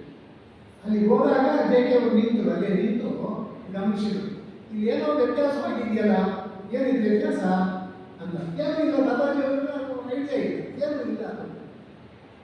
ಏನೋ ವ್ಯತ್ಯಾಸ ಅಂತಂದರೆ 1976-77ರಲ್ಲಿ ದೊಡ್ಡ ಸುನಾಮಿ ಹೊಡೀತು. ಬಂಗಾಳ ಕೊಲ್ಲಿಯಲ್ಲಿ ದೊಡ್ಡ ಸುನಾಮಿ ಇದ್ದು ಆಗ ಇದ್ದಂಥ ಪ್ರೆಸಿಡೆಂಟು ಜಾನ್ ಕೋಟ್ಸ್, ಈ ಕಡೆಯಿಂದ ಮೂರನೇವರು, ಆಮೇಲೆ ನೋಡಿ ಆ ಕಡೆಯಿಂದ ಒಬ್ಬರು ಮೂರನೇವರು ಜಾನ್ ಕೋಟ್ಸ್. ಅಲ್ಲಿದ್ದಂಥವರೆಲ್ಲ ಭಯಪಟ್ಟರು. ವಿಜ್ಞಾನಿಗಳು ಹೀಗೆ ಹೇಳ್ತಾ ಇದ್ದಾರೆ, ಮಳೆ ಇಷ್ಟದಿಂದ ಹೊಡಿತಾ ಇದೆ, ಸುನಾಮಿ ಬಂದು ಇದೆಲ್ಲ ಕೊಚ್ಕೊಂಡು ಹೋಗುತ್ತೆ ಅಡಿಯಾಗಲ್ಲ ಅಂತ ಹೇಳಿ ಪೇಪರ್ಗಳೆಲ್ಲ ಬರ್ತಾ ಇದೆ, ವಿಜ್ಞಾನಿಗಳು ಹೇಳ್ತಾ ಇದ್ದಾರೆ, ರೇಡಿಯೋ ನ್ಯೂಸ್ ಬೇರೆ ಅಂತ. ಆಗ ಅವ್ರು ಹೇಳಿದ್ರು, ಇಲ್ಲ, ಈ ಎಸ್ಟೇಟ್ ನಮ್ಮ ಇರುವಂಥ ಸ್ಥಳ ಮಹಾತ್ಮರ ಸಂರಕ್ಷಣೆಯಲ್ಲಿದೆ, ಇದೇನು ಭಯಪಡಬೇಡಿ ಅಂತ. ಅವ್ರ ಸಂರಕ್ಷಣೆ ಕಾಪಾಡೋದು ಅವರು. ಯಾಕೆ ಭಯ ಅಂತಂದ್ರು ಕೋರ್ಸ್. ಎಲ್ಲರೂ ಅಲ್ಲೇ ಇದ್ರು. ಬಂದಂಥ ಸುನಾಮಿ ನೇರವಾಗಿ ಮದ್ರಾಸನ್ನು ಬಿಟ್ಟು ಕಲ್ಕತ್ತಾ ಕಡೆಗೆ ಹೋಗ್ಬಿಡ್ತು. ಆಂಧ್ರ, ಅದು ದಿವಿ ಅಂತ ಕರೀತಾರೆ, ವಿಶಾಖಪಟ್ಟಣ ಗಡ್ಡೆಯನ್ನು ದಿವಿಗಡ್ಡೆ ಅಂತ ಕರೀತಾರೆ ಆಂಧ್ರದಲ್ಲಿ, ತೆಲುಗು ಭಾಷೆ. ಎಲ್ಲ ಕೊಚ್ಕೊಂಡು ಹೋಗ್ಬಿಟ್ಟು ಬಂದಿದ್ದು ಇಲ್ಲಿ ಅಡಿಯಾದ ಹತ್ರ, ಹೋಗಿದ್ದು ಆ ಕಡೆ. ಕೋರ್ಸ್ ಹೇಳಿದ್ದು ನಿಜ ಆಯಿತು, ಇದು ಮಹಾತ್ಮ ರಕ್ಷಣೆ ಇದೆ ಅಂತ. ಆಗ ಏನಾಯಿತು, ಹೆಚ್ಚಿನ ಮಳೆ ಬಿದ್ದಿದ್ದರಿಂದ ಸ್ವಲ್ಪ ಕಟ್ಟಿದ ಕಟ್ಟಡಗಳು ಹಳೆವು ಎಲ್ಲ ಬಿದ್ದೋಗಿತ್ತು. ಅದನ್ನು ಕೋರ್ಸ್ ಅವರು ರಿಪೇರಿ ಮಾಡಿದರು. ರಿಪೇರಿ ಮಾಡಿದಾಗ ಒಂದು ಕಡೆ ಅನೇಕ ಗಂಜಿಗಳು, ಅನೇಕ ಲೋಹಗಳು ಕೂಡಿದಂಥ ಒಂದು, ನಾವು ಪಾಕೆಟ್ ಅಂದ್ಕೊಳ್ಳೋಣ, ಕೂಡಿದಂಥ ಒಂದು ಸರ್ಪು ಒಂದು ಕಡೆ ಸಿಕ್ತು. ಅದನ್ನು ಇದೇನೇ ದೊಡ್ಡವರು ಇನ್ನೂ ಇದ್ದಾರೆ ಅಂತ ಹೇಳಿ ಕೋರ್ಸ್ ಅವರು ಎತ್ತಿ ದಾದಾಜಿ ಅವರು ಕೈ ಕೊಟ್ಟರು. ದಾದಾಜಿ ಇರೋ ರೂಮಲ್ಲಿ ಇಟ್ಕೊಂಡ್ರಂತೆ, ಏನೋ ಹಿಡಿಯೋದು ಆಮೇಲೆ ನೋಡೋಣ ಅಂತ. ಇಲ್ಲಿ ಅನೇಕ ವರ್ಷಗಳ ನಂತರ ಹೆಜ್ಜೆ ಇಟ್ಟು ನೋಡಿ, ಆಗ ಇಲ್ಲೇನೋ ವ್ಯತ್ಯಾಸ ಆಗಿದೆ ಅಂತ ಹೇಳಿ ಜೈಲಿಯವರು ಕಂಡು 80ರಲ್ಲಿ. ಏನೂ ಇಲ್ಲ ಅಂತಂದ್ರೂ ಇವ್ರು ಇಲ್ಲ, ಏನೋ ಡಿಫ್ರೆನ್ಸ್ ಆಗಿದೆ ಇಲ್ಲಿ. ಆಗ ದಾದಾಜಿ ಅವರು ಹೇಳಿದ್ರು, ಹೌದು, ಈ ರೀತಿ ಆ ಮಳೆ ಕೊಟ್ಟಂಥ ತೊಂದರೆಯಿಂದ ಈ ರೀತಿ ಆಯಿತು, ಅದನ್ನು ಜೋಪಾನವಾಗಿ ನಾನು ನಮ್ಮ ಕಡೆ ಇಟ್ಟಿದ್ದೀನಿ ತೋರಿಸಿ ಅಂತ ತೋರಿಸಿ. ಅದು ಹೇಗಪ್ಪ ಅಂತಂದರೆ, ಬೆಸೆಂಟ್ರು ಇವರು ಕೃಷ್ಣಮೂರ್ತಿ ಭಾಳ ಚಿಕ್ಕವರು, ಅಮ್ಮ ಅಂತ ಹೇಳಿ ಅವರಿಂದಿಗೆ ತಿರುಗಾಡ್ತಾ ಇದ್ದಂಥ ಕಾಲ. ಆ ಕಾಲದಲ್ಲಿ ಮಹಾತ್ಮದಿಂದ ಬೆಸೆಂಟ್ರು ಆ ಎಸ್ಟೇಟನ್ನು ಕಾಪಾಡೋದಕ್ಕೋಸ್ಕರ ಮಹಾತ್ಮನ ರಕ್ಷಣೆಯನ್ನು ಅಲ್ಲಿ ಕೂಡಿಸಿದ್ರು ಭೂಮಿಯಲ್ಲಿ. ಬೆಸೆಂಟ್ರು ನೋಡಿ, ಅದು ಆಗಿನ ಕಾಲ 76-7ರಲ್ಲಿ ಈ ಘಟನೆ ನಡೆದು ಈಚೆಗೆ ಬಂತು. ಆಮೇಲೆ ಕೃಷ್ಣಮೂರ್ತಿಯವರ ಗಮನ ಇದ್ದಲ್ಲ, ಸಣ್ಣ ಹುಡುಗ ಅವಾಗ ಬೆಸೆಂಟ್ ತಿರುಗಾಡ್ತಾ ಇದ್ದಂಥ ಹುಡುಗ. ಆಗ ಪುನಃ ಇವಿನ ಕೆಲಸ ಮಾಡೋದಿಲ್ಲ, ಈಚೆ ತೆಗೆದುಬಿಟ್ಟಿದ್ದೀರಿ, ಬೇರೆ ಬೇರೆ ತನ್ನಿ ಅಂತ ಹೇಳಿ ಒಂದು ಲಿಸ್ಟ್ ಕೊಟ್ಟು ಇವನ್ನ ತರಿಸಿ ಅಂತ ಹೇಳಿ ತರಿಸ್ಕೊಂಡು ಅದನ್ನು ಅವರ ಸ್ವಹಸ್ತದಿಂದ ಒಂದು ಕಡೆ ಸ್ಥಾಪನೆ ಮಾಡಿದರು. ಅದು ದಾದಾಜಿಯವರು ಬೇರೆಯವರಿಗೆ ಹೇಳಿರಬಹುದು, ಸ್ಥಳನ ಹೇಳಿ ದಾದಾಜಿಯವರು ಇಲ್ಲ ಈಗ. ಆದರೂ ರಕ್ಷಣೆಯಿದೆ. ಅಡಿಯಾರ್ ಕ್ಷೇತ್ರ 2004ರಲ್ಲಿ ನಾನು ಹೇಳಿದ್ನಲ್ಲ, ಆ ರಕ್ಷಣೆಗೆ ಅಡಿಯಾರ್ ಕ್ಷೇತ್ರ ಒಳಪಡದೇ ಇದ್ದಿದ್ರೆ ನಾವು ನೆಮ್ಮದಿಯಾಗಿ ನಮ್ಮ ಪ್ರೆಸಿಡೆನ್ಷಿಯಲ್ ಸ್ಪೀಚ್ ಕೊಡ್ತಾ ಇದ್ದಾರೆ. ನಿಮ್ಮಂಥ ಬೆಳಗ್ಗೆ ಟಿಫನ್ ಆಗಿತ್ತು, ಕೂತ್ಕೊಂಡಿದ್ದೀವಿ ಕ್ಷೇತ್ರದ ಮೇಲೆ. ಅವರೇನೋ ಅಡಿಯಾರ್ ಕ್ಷೇತ್ರ ಸ್ವಲ್ಪ ತೊಂದರೆಯಲ್ಲಿದೆ ಅಂತ ಇದು ಬಂತು ಅವ್ರ ಬಾಯಲ್ಲಿ, ದೊಡ್ಡವ್ರ ಬಾಯಲ್ಲಿ ಬಂತದು. ಯಾಕೆ ಹೇಳ್ತಾ ಇದ್ದಾರೆ, ಏನೋ ಮಳೆ ಅದೋ ಇದೋ ಗಾಡಿನ ಬರ್ಬೋದು ಅಂತ ನಮ್ಮಲ್ಲಿ ಅವನು ಅಂದ್ಕೊಂಡ್ರೆ ಸ್ಪೀಚ್ ಆಯಿತು, ಮಧ್ಯಾಹ್ನ ಊಟ ಆಯಿತು, ಆಮೇಲೆ ಗೊತ್ತಾಯಿತು ಏನು ಎಫೆಕ್ಟ್ ಆಗಿದೆ ಅಂತ. ಅಡಿಯಾರ್ ಕ್ಷೇತ್ರ ಬಿಟ್ಟು ಈ ಕಡೆ ಅಷ್ಟಲಕ್ಷ್ಮಿ ಗುಡಿ ಈ ಕಡೆ ಹೊಡ್ಕೊಂಡು ಹೋಗಿದೆ, ಮನೆ ಮಠ ಎಲ್ಲ ಆ ಕಡೆ ಏನಪ್ಪ ಅದು ಮೆರೀನಾ ಬೀಚು ಸಿಟಿ ಎಲ್ಲ ತೊಂದರೆ ಸಿಕ್ಕಿದೆ. ನಾವು ಮಾತ್ರ ಸೇಫ್ ಆಗಿದೆ. ಅಲ್ಲಿಗೆ ಕಾಪಾಡಿದವ್ರ ಕೈ ಯಾರು? ನಮ್ಮನ್ನು ಕಾಪಾಡಿದವ್ರ ಕೈಗೆ ಮಹಾತ್ಮರು ಇರಲಿ. ಅಲ್ಲಿ ಭೂಸ್ಥಾಪನೆ ಮಾಡಿದ್ರೆ ಜೆ.ಕೆ. ಅವರು ಒಂದು ವೇಳೆ ಅವ್ರು ಬರಲಿಲ್ಲ ಅಂತ ಇಟ್ಕೊಂಡು ನಾವು ಅಷ್ಟೇ. ನಮ್ಮದು 2004 21 ವರ್ಷದ ಹಿಂದೆ ನಮ್ಮ ಕಡೆ. ಅದಕ್ಕಾಗಿ ಎಲ್ಲರೂ ಬಹಳ ಸೂಕ್ಷ್ಮವಾದ ವಿಷಯ, ಬಹಳ ಸೂಕ್ಷ್ಮವಾಗಿ ಯಾವುದಾದ್ರೂ ಒಂದು ಇತಿಹಾಸಕ್ಕೆ ತಿಳಿಸುತ್ತೆ ಅಂತ ಇಟ್ಕೊಳ್ಳಿ. ತಿಳಿಸೋವಾಗ ಇಷ್ಟೊತ್ತು ಆಯ್ಮನೆಗೆ ರಿಕ್ವೆಸ್ಟ್ ಮಾಡ್ಕೊಳ್ಳಲ್ಲ, ಬೇಡಮ್ಮ ಅಂತ ಫೋನು ವಾಟ್ಸಪ್ಪು ದೊಡ್ಡದಾಗಿ ಬರ್ತಾರೆ. ಮೊದಲದಲ್ಲಿ ಮನೆಯಿಂದ ಫೋನು ಏನೋ ಒಂದು ಮನೆಯಿಂದ ಇರಲಿ ಕೇಳಿಸ್ಕೊಂಡು ಹೊರಗೆ ಕೇಳಿಸ್ಕೊಳ್ಳೋಣ. ಇಲ್ಲೇನು ಕಲಿಯೋದಿಲ್ಲ. ನಮ್ಮಷ್ಟಕ್ಕೆ ನಾವು ಬದಲಾವಣೆ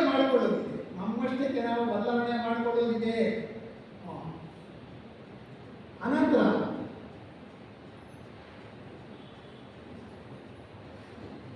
ನಡವಳಿಕೆ ಈಗ ನಮ್ಗೆ ಕಲಿಸ್ತಾ ಇದ್ದಾರೆ. ಇದು ಇಲ್ಲಿನ ವ್ಯವಸ್ಥಾಪಕರು ಬೇಜಾರು ಪಡ್ಕೋಬಾರ್ದು. ನಮ್ಮ ಸನತ್ತವರಾಗಲಿ, ನಮ್ಮ ಮಹದೇವಪ್ಪನವರಾಗಲಿ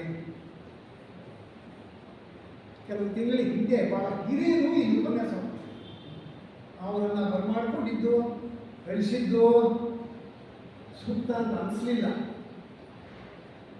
ಯಾಕಪ್ಪ ಈ ಪಾಯಿಂಟ್ ಜೆ.ಕೆ. ಅವರಿಗೆ ಈ ಪಾಯಿಂಟ್ ಬರ್ತಾ ಇದೆ ಅಂತಂದರೆ, ಜೆ.ಕೆ. ಅವರಿಗೆ 69 ವರ್ಷ.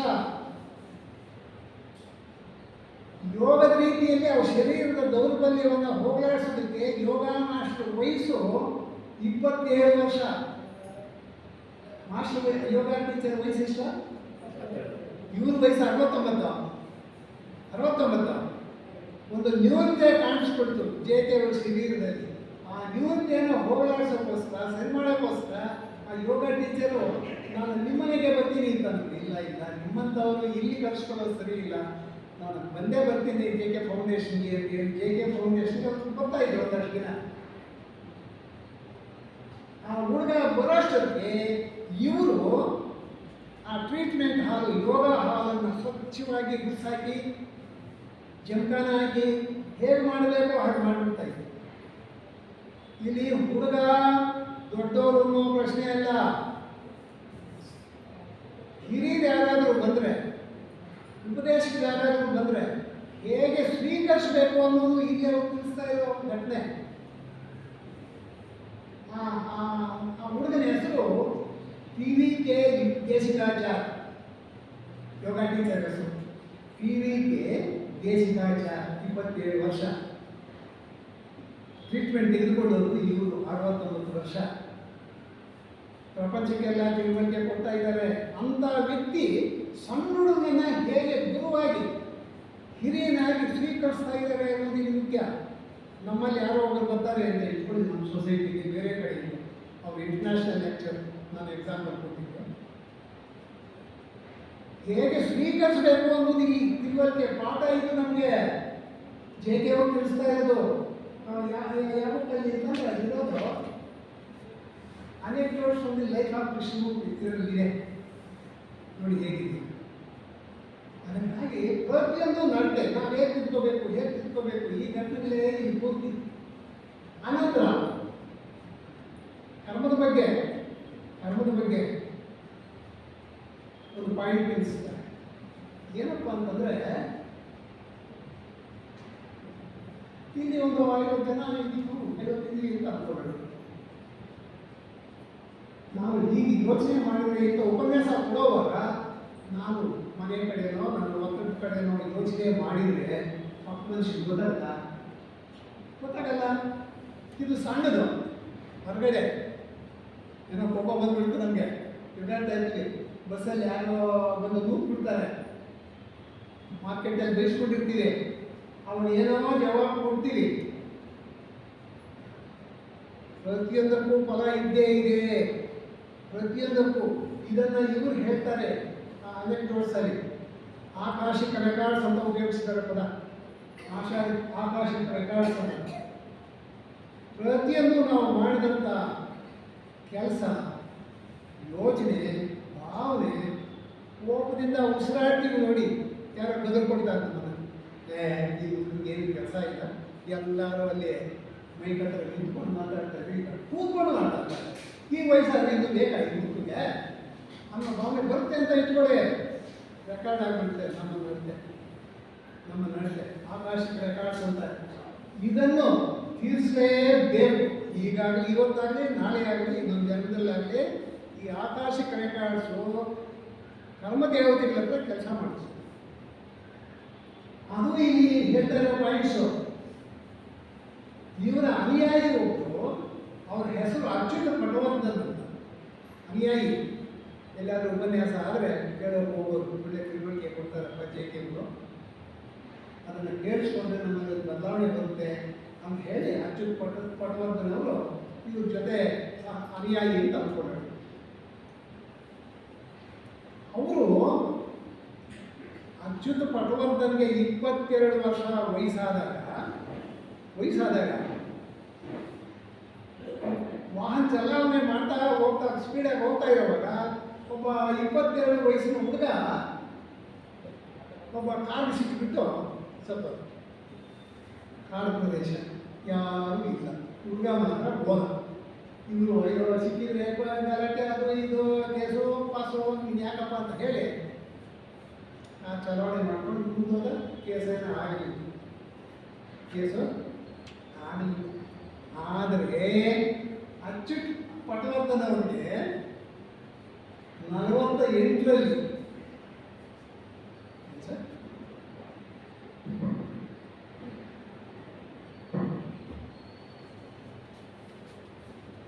ಹೇಳ್ತಾರೆ, ನಮ್ಮ ಪ್ರತಿಯೊಂದು ಅಂಶನೂ ಇಷ್ಟು ತಂದ್ಕೊಂಡ್ವಲ್ಲ, ಕೋಪ ಬಂದು ಜೋರಾಗಿ ಉಸಿರಾಡ್ತೀವಿ,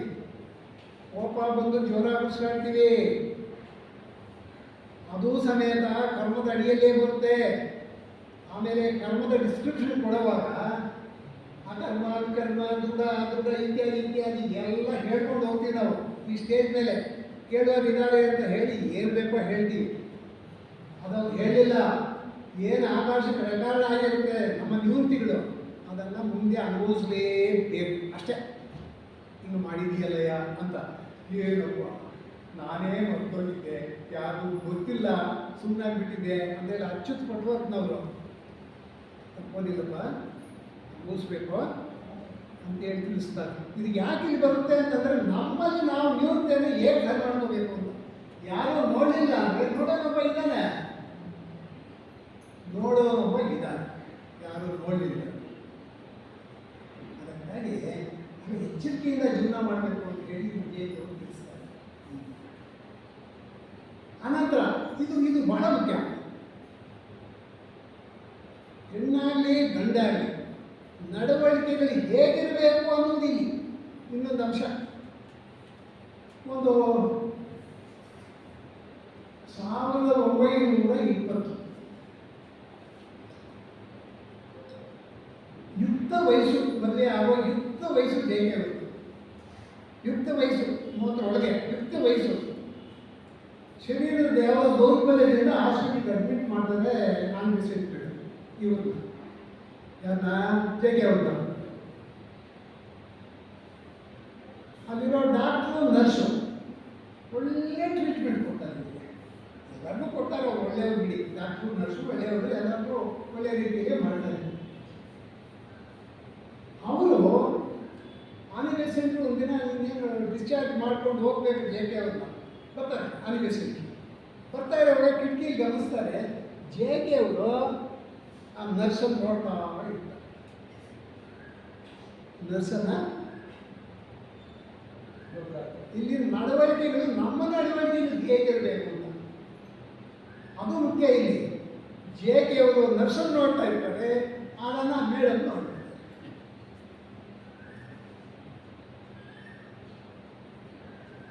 ಬಂದು ಒಳಗೆ ಡಿಸ್ಚಾರ್ಜ್ ಮಾಡಿಕೊಂಡು ಮನೆಗೆ ಹೋದ್ಮೇಲೆ ಸ್ವಲ್ಪ ಹೊತ್ತು ಬಿಡು ತೆಗೆದುಕೊಂಡು ನನ್ನ ಮನಸ್ಸಲ್ಲಿ ಒಂದು ಇದೆಯಪ್ಪ, ಅದನ್ನು ನಿನಗೆ ಹೇಳ್ತೀನಿ, ನೀನು ಇಷ್ಟ ತಿಳಿಸು ಅಂತ ಹೇಳ್ತಾರೆ. ಹೇಳೇ ಮಾತು ಹೇಳ್ತಾರೆ, ನಿನಗೆ ಮದುವೆ ಮಾಡಬೇಕು ಅಂತಿದ್ದೀನಿ. ಇದೇನಮ್ಮ ಇದು, ಯಾವ ಯಾವ ಇದರಿಂದ ಕಣ್ಣು ಹೇಳ್ತಾ ಇದ್ರು ನನಗೆ, ಅವ್ರಿಗೆ ಭಾವನೆ ಇಲ್ಲ. ಮನೆಗೆ ಬೀಳಿಸಿದ ಮೇಲೆ ಮೆಸೇಜ್ ಹೇಳ್ತಾರೆ, ನೀವು ಮನುಷ್ಯ ಮೇಲೆ ಇದ್ದಾಗ ಆ ನರ್ಸನ್ನು ನೋಡ್ತೀನಿ, ಅದಕ್ಕೋಸ್ಕರ ನನಗೆ ಭಾವನೆ ಗೊತ್ತು ಅಂತ. ಹೌದಮ್ಮ, ನಾನು ಆ ನರ್ಸನ್ನ ರೂಪವನ್ನು ನಿಮ್ಮ ರೀತಿ ನೋಡ್ತಾ ಇದ್ದೆ. ನರ್ಸಮ್ನಲ್ಲಿ ನಿಮ್ಮನ್ನು ನೋಡ್ತಾ ಇದ್ದೆ ನಾನು. ಆನಿವರ್ಸರಿ ಆಗ ನೋಡ್ತಾ ಇದ್ದೆ JK ಅವ್ರನ್ನ. ಹೊತ್ತೊತ್ತಿಗೆ ಟಿಫನ್ನು ತಿನ್ನಿಸೋದು, ಸಣ್ಣ ಹುಡುಗ ಬೇಡ ಅಂತಂದ್ರು ನೀನು ಒಂದೊತ್ತು ಒಂದು ತುತ್ತಿ ತಿನ್ನಪ್ಪ ಅಂತೀವಿ ಮನೆಯಲ್ಲಿ ಮಕ್ಕಳಿಗೆ. ಹೀಗೆ ಪ್ರಾರಂಭದಲ್ಲಿ ಬೆಳೆಸಿದಂಥ ತಾಯಿ ಅಮ್ಮ. ಇಲ್ಲಿ ನೋಡಿದ್ರೆ ಹಾಸ್ಪಿಟ್ಲಲ್ಲಿ ಕೈಕಾಲು ಒತ್ತೋದ್ರಿಂದ ಹಿಡಿದು ಶರೀರ ಸ್ವಚ್ಛ ಮಾಡೋದ್ರಿಂದ ಹಿಡಿದು ಎಲ್ಲ ನರ್ಸ್ ಮಾಡ್ತಾ ಇದ್ದಾಳೆ. ಪೇಷೆಂಟ್ ಮಾಡಿದ ರೀತಿ ನರ್ಸ್ ಮಾಡ್ತಾ ಇದ್ದಾಳೆ ಹಾಸ್ಪಿಟ್ಲಲ್ಲಿ. ನಾನು ನಿಮ್ಮನ್ನ ಆಯಂದಲ್ಲಿ ನೋಡ್ತಾ ಇದ್ದೆ ಆ ಸರ್ವೀಸನ್ನು ಅಂತ ಹೇಳಿ ನಾವೇ ಆಗಿದ್ದೀವಿ. ಇದು JK ನಮ್ಮ ಮುಂದೆ ಇಟ್ಟಿರೋ ಪ್ರಶ್ನೆ. ಗಂಡು ಹೆಣ್ಣನ್ನು ಯಾವ ರೀತಿ ನೋಡ್ತಾಳೆ, ಹೆಣ್ಣು ಗಂಡನ್ನು ಯಾವ ರೀತಿ ನೋಡ್ತಾಳೆ, ಈ ತಿಳುವಳಿಕೆ ನಮಗೆ ಬೇಕು. ಈ ತಿಳುವಳಿಕೆ ಪ್ರತಿಯೊಬ್ಬರು ಹೆಣ್ಣನ್ನು ನೀವು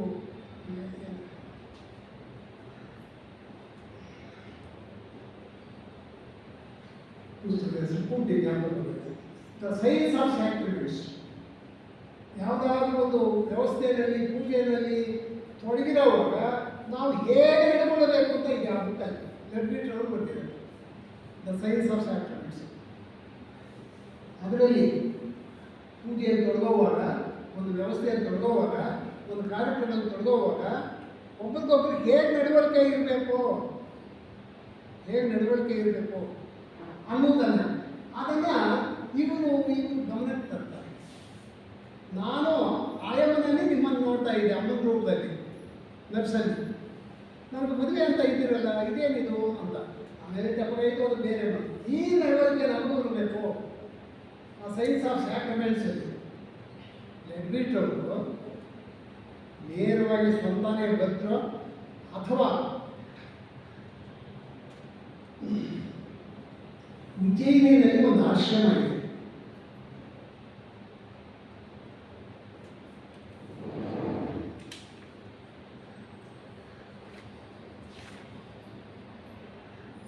ಸಾಂಗೀಗುಣಿ ಆಶ್ರಮ ಅಂತ ಉಜ್ಜಯಿನಿಯಲ್ಲಿ ನೋಡಿರೋದು ಬಹಳ ಜನ ಇರ್ತಾರೆ.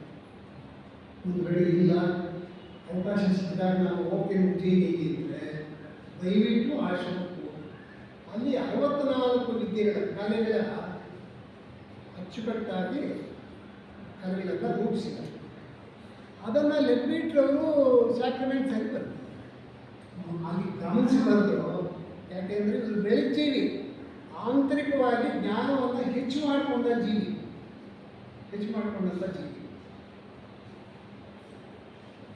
ದೀಕ್ಷೆನ ಪಡೆದ ಬೇರೆ ಬಂದರು, ನಮ್ಗೆ ಗೊತ್ತಿಲ್ಲ, ಅಂಥದವ್ರು ಅಲ್ಲ ನಾವು. ಬಟ್ಟೆ ಬರೆ ಉಡುಪು ಹೇಗಿರಬೇಕು, ನಮ್ಮದು ಹೆಣ್ಣು ಗಂಡದು ಪಕ್ಕಲ್ಲಿದೆ. ಆ 64 ಕಲೆಗಳಲ್ಲಿ ಒಂದು ವಿದ್ಯೆ,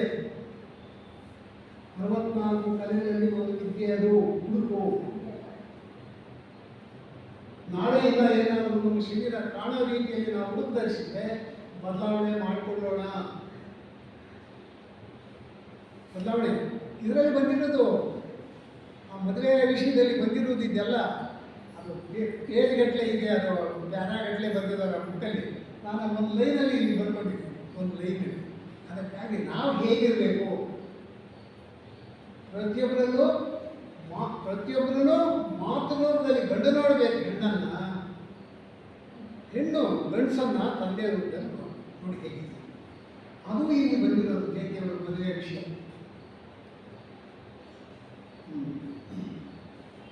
ಅನಂತರ 2ನೇ ಪ್ಯಾರಾದಲ್ಲಿ ಅನೇಕ ಜೋಡಿಸಲ್ಲಿ ಹೇಳಿರುವಂಥದ್ದು,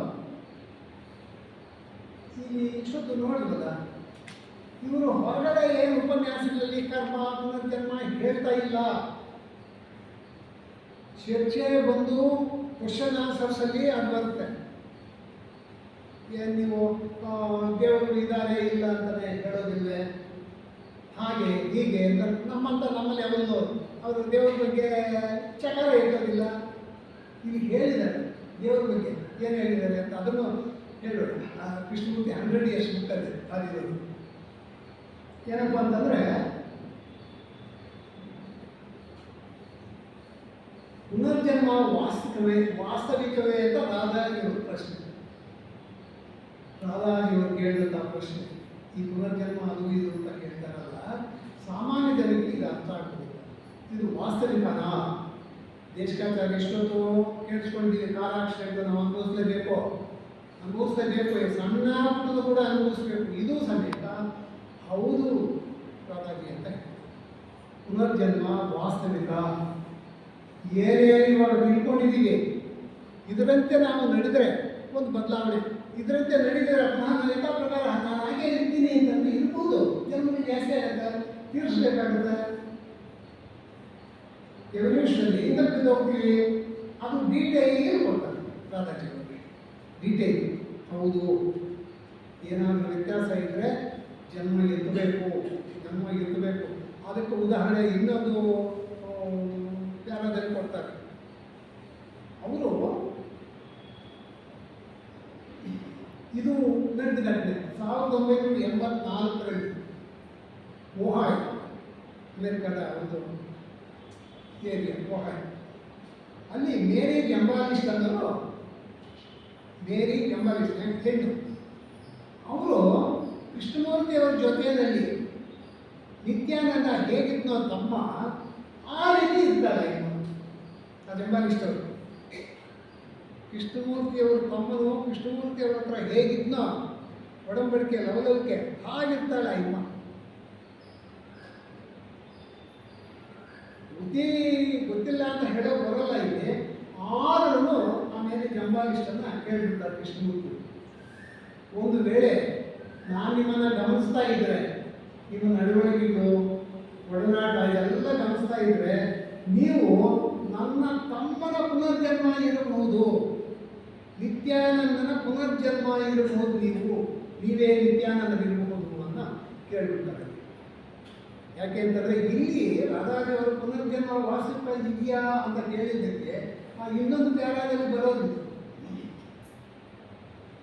ಆಯಮ್ಮ ಅವಾಗ ಹೇಳ್ತಾರೆ, ನಿತ್ಯಾನಂದರು ಹೋಗೋಷ್ಟೊತ್ತಿಗೇನೆ ಇರೋಷ್ಟೊತ್ತಿಗೇನೆ ನಾನು ಹುಟ್ಟಿದ್ದೆ, ನಾನು ನಿತ್ಯಾನಂದರ ಪುನರ್ಜನ್ಮ ಅಲ್ಲ ಅಂದಾಗ ಅವರೇನು ಹೇಳ್ತಾರೆ ಅಂತಂದರೆ, ನಿತ್ಯಾನಂದರು ಆ ಲೈಫಲ್ಲಿ ಹೇಗೆ ಜೀವನ ಮಾಡಿದ್ರು ಅದರಲ್ಲಿ ಇನ್ನೂ ಕುಂದುಕೊರತೆಗಳಿತ್ತು. ಅದಕ್ಕೋಸ್ಕರ ಅವರು ಪುನರ್ಜನ್ಮ ಎತ್ತುತ್ತಾನೆ ಇನ್ನೊಂದು ಸಲ. ಅವ್ರ ಬಾಯಿಂದ ಬಂದಿರೋದು, ಅವ್ರು ಎಲ್ಲೋ ಹೊರಗಡೆ ಪುನರ್ಜನ್ಮ ಬಗ್ಗೆ ಚಕಾರ ಇರ್ತದಿಲ್ಲ, ದೇವ್ರ ಬಗ್ಗೆ ಭಗವದ್ಗೀತೆ ಬಗ್ಗೆ ಇತ್ಯಾದಿ ನಮ್ಮಂಥವ್ರು ನಾವು ಬಂದ್ಬಿಡ್ತೀವಿ. ಅದಕ್ಕೆಲ್ಲ ಉತ್ತರ ಹೇಳ್ತಾರೆ. ಅದಕ್ಕೆಲ್ಲ ಉತ್ತರ ಕೊರತೆ ಇದೆ, ಅದಕ್ಕಾಗಿ ಪುನಃ ಹುಡ್ತಾನನು ಅಂತ ಹೇಳಿ ನಿತ್ಯಾನಂದರು ಹುಟ್ಟೋದನ್ನು ಸಮೇತ ಹೇಳ್ತಾರೆ. ಇದು ಪುನರ್ಜನ್ಮ ವಾಸ್ತವವೇ ಇದೆಯಾ ಅಂತ ರಾಧಾಜಿ ಅವರು ಕೇಳಿದ್ದಕ್ಕೆ ಇವೆಲ್ಲ ನಮ್ಮ ಉತ್ತರಗಳು. ಇವೆಲ್ಲ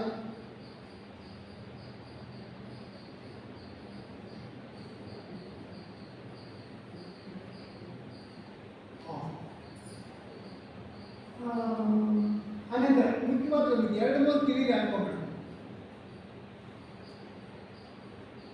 ಯಾಕೆಂದರೆ ಇದು ಮುಖ್ಯನೇ, ಇದು ಬಹಳ ಮುಖ್ಯ. ಎಲ್ಲರೂ ಪುರಸ್ಕಾರ ಮಾಡ್ತಾರೆ ಕ್ರಿಯಾಸಕ್ತಿ ಅಂತ ಹೇಳ್ಬೋದು. ಯಾಕೆಂದರೆ ನಾನಿಲ್ಲಿ ಬಂದ್ಬಿಡ್ತಾ ಇರೋದು ಕ್ರಿಯಾಸಕ್ತಿನೇ. ಅರ್ಧಂಬರ್ಧ ಗೊತ್ತಿರೋರು ಆ ಮಠದ ಭಕ್ತರು ಯಾರಾದರೂ ಇದ್ದರೆ ಕ್ಷಮಿಸಬೇಕು.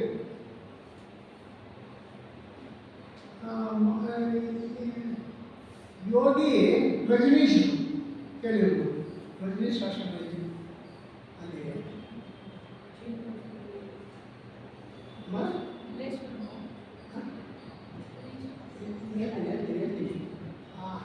ಆ ಚೀಫ್ ಮಿನಿಸ್ಟರ್ ಏನೋ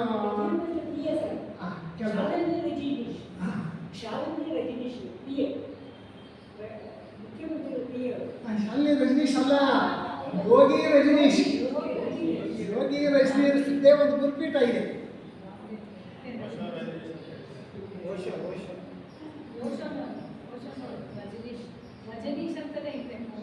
ಓಶನ ಇಲ್ಲಿ ಅದು ಸರಿ ಇದೆ. ರಜನೀಶ್ ರಜನೀಶ್ರನ್ನ ಅಮೆರಿಕಾದಲ್ಲಿ ಬಂಧನೆ ಮಾಡಿದ್ರು.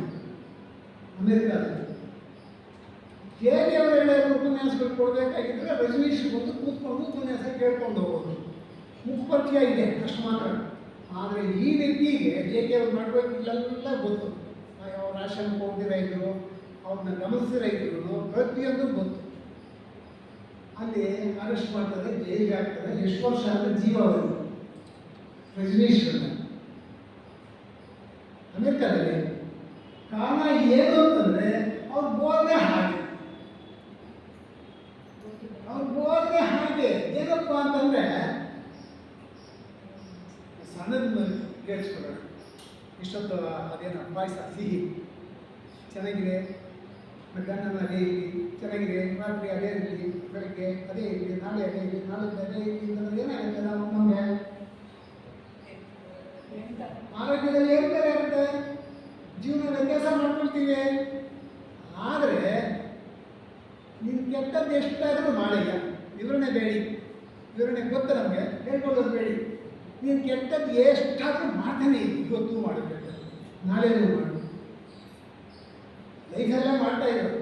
ಯಾವತ್ತೋ ಒಂದಿನ ಗಿರಿಗೆ ತಟ್ಟುತ್ತೆ, ಮತ್ತು ಅವನು ಯಾರು ಒಳ್ಳೆಯದಿರುವುದು. ನಮ್ಮಂಥ ಅಜ್ಞಾನಿಗಳಿಗೆ ಗುರುಗಳು ಹೇಳ್ಬಿಟ್ಟಿದ್ದಾರೆ, ಇಲ್ಲಿ ಮಾಡ್ತಾ ಇರೋದು ಕುಡಿಯೋಣ, ಕುಡಿತಾನೆ ಇರ್ಬೋದು, ಕುಡಿತಾನೆ ದಿನ ಏನು ಬಿಟ್ಬಿಟ್ಟಿಯ, ವ್ಯಭಿಚಾರಿನ ಮಾಡ್ತಾ ಇದೆಯಾ, ಲೆಕ್ಕನೇ ಇಲ್ಲ, ಕೆಟ್ಟದ್ದು ಅಂತ ಹೇಳಲಿಲ್ಲ. ಇವನು ಬೋಧನೆ ಏನು ಕೊನೆಗೆ ನೀನೇ ಬಿಡ್ತೀಯ ಅಂತ ಬಿಡಬಹುದು, ಅದು ಬೇರೆ ಮಾತು. ನಮ್ಮಂಥ ಅರ್ಧಂಬರ್ಧ ತಿಳುವಳಿಕೆ ಇರೋರು ಆ ನಡತೆ ಸೇರ್ಕೊಂಡ್ರೆ ನಾವು ಬದಲಾವಣೆ ಮಾಡ್ಕೊಳ್ತೀವ ಹೆಣ್ಣಾಗಲಿ ಗಂಡಾಗಲಿ. ನೀವು ಕೊನೆಗೆ ಬಿಟ್ಬಿಡ್ತೀಯ ಅಂತ ಹೇಳಿ ಬೋಧನೆ ಮಾಡಿದರೆ ಅಮೆರಿಕಾದಲ್ಲಿ ಅಷ್ಟೊತ್ತಿಗೇನೆ ಅದು ಯಾವುದೋ ಒಂದು ಕಂಪನಿ ಹುಡುಗರನ್ನೆಲ್ಲ ಕಿಡಿಸಿ ಗಬ್ಬೆರಿಸ್ಬಿಟ್ಟಿತ್ತು ಅಮೆರಿಕಾದಲ್ಲಿ. ಅದೇನಪ್ಪ ಅಂತಂದರೆ ಅದೇನೋ ಮಾಡಿದೆ, ಮನೆ ಜ್ಞಾಪಕ ಬಂದವರು ಹೇಳಿದೆ ಅಂತವ್ರು ಮಾಡಿ ಬೀದಿಲೆಲ್ಲ ಡ್ಯಾನ್ಸ್ ಮಾಡ್ಕೊಂಡು ಹೋಗೋದೇ ಹುಡುಗರು ಹುಡುಗಿರು. ಅಮೆರಿಕಾದ ಪಾಪ ನೋವು ಒಳಬಿಟ್ಟಿತ್ತು ಅಮೆರಿಕಾದ ಅಡ್ಮಿನಿಸ್ಟ್ರೇಷನ್ ಜನ ಎಲ್ಲ. ಅಂಥ ಒಂದು ಸಂದರ್ಭದಲ್ಲಿ ನೀವು ಕೆಟ್ಟದಲ್ಲಿ ಪ್ರಾರಂಭ ಮಾಡಿ ಒಳ್ಳೆಯದಾಗಿರುತ್ತೆ, ನೀವು ಬದಲಾವಣೆ ಮಾಡಿಬಿಡ್ತೀರಿ ಅಂತ ಹೇಳಿ ಬೋಧನೆ ಶುರು ಮಾಡಿದ್ರು. ಅಮೆರಿಕಾದವರು ಈಗಾಗಲೇ ತೊಂದರೆಯಲ್ಲಿದೆ ನಮ್ಮ ಜೀವನ ಪದ್ಧತಿ. ಇವರು ಬಂದು ಬೇರೆ ಶುರು ಮಾಡಿದ್ದಾರೆ ಅಂತಂದರೆ ಕೋರ್ಟು ಕಚೇರಿ ಎಲ್ಲ ತಿರುಗಿಸಿ ಕೊನೆಗೆ ಜೀವಾವಧಿ ಆಗಿದೆ. ಆಮೇಲೆ ಇವ್ರಿಗೆ ಗೊತ್ತಾಯಿತು ಹೀಗೆ ಅವ್ರಿಗೆ ರಜನೀಶ್ವರಿಗೆ ಶಿಕ್ಷೆ ಆಗಿದೆ ಅಂತ. ಶಿಕ್ಷೆ ಆಯ್ತಾ ಯಾವಾಗೋ ಆಗಬೇಕು, ಇವಾಗ ಇಲ್ಲ ಅಂದ್ಕೊಂಡು ಸುಮ್ಮನೆ. ಇವ್ರು ಏನು ಹೇಳಿಲ್ಲ. ಕೊನೆಗೆ ಆ ಶಿಷ್ಯನು ಜೈದೇವರು ಏನು ಯಾವಾಗ ಆಗಬೇಕಾಗಿತ್ತು ಅಂತ ಅಂದ್ಕೊಂಡಿದೆ ಅಂತ ಹೇಳಿ ಅದು ಹೊರಗೆ ಹೇಳಿ ಅಮೆರಿಕ ಸರ್ಕಾರಕ್ಕೆ ಗೊತ್ತಾಗಿ ಸರ್ಕಾರಕ್ಕೆ ಅವರು ಉಪನ್ಯಾಸಗಳಿಗೆ ಹೋಗ್ತಾ ಇದ್ದಂಥ ವ್ಯಕ್ತಿ ಏನೋ ವ್ಯತ್ಯಾಸ ಮಾಡಿಬಿಡ್ತಾನೆ, ತಪ್ಪು ಮಾಡಿಬಿಡ್ತಾನೆ, ಅವನೇನಾದರೂ ಮನ್ನಣೆ ಮಾಡೋಕ್ಕಾಗುತ್ತೆ ಅನ್ನೋ ನೋಡಿ ಅಂತ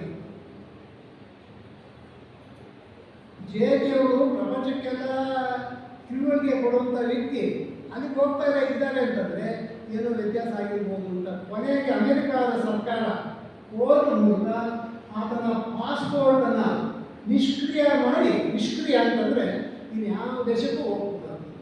ಇಂಡಿಯಾ ಬಿಟ್ಟು ಇಂಡಿಯಾಗೆ ಹೋಗಿ ಅಂತೇಳಿ ಇಂಡಿಯಾಗೆ ಕಳಿಸ್ಬಿಟ್ಟು ನಮ್ಮ ದೇಶ. ಆಮೇಲೆ ಇದು ಹೋಗ್ಬೇಕಾಗಲಿಲ್ಲ, ಪಾಸ್ಪೋರ್ಟೇ ರೌಂಡ್ ಅಪ್ ಮಾಡಿಬಿಟ್ಟು ಎಲ್ಲ ದೇಶಕ್ಕೆ ಅಂಬೇಡ್ಕರ್ ಕಳಿಸಿ.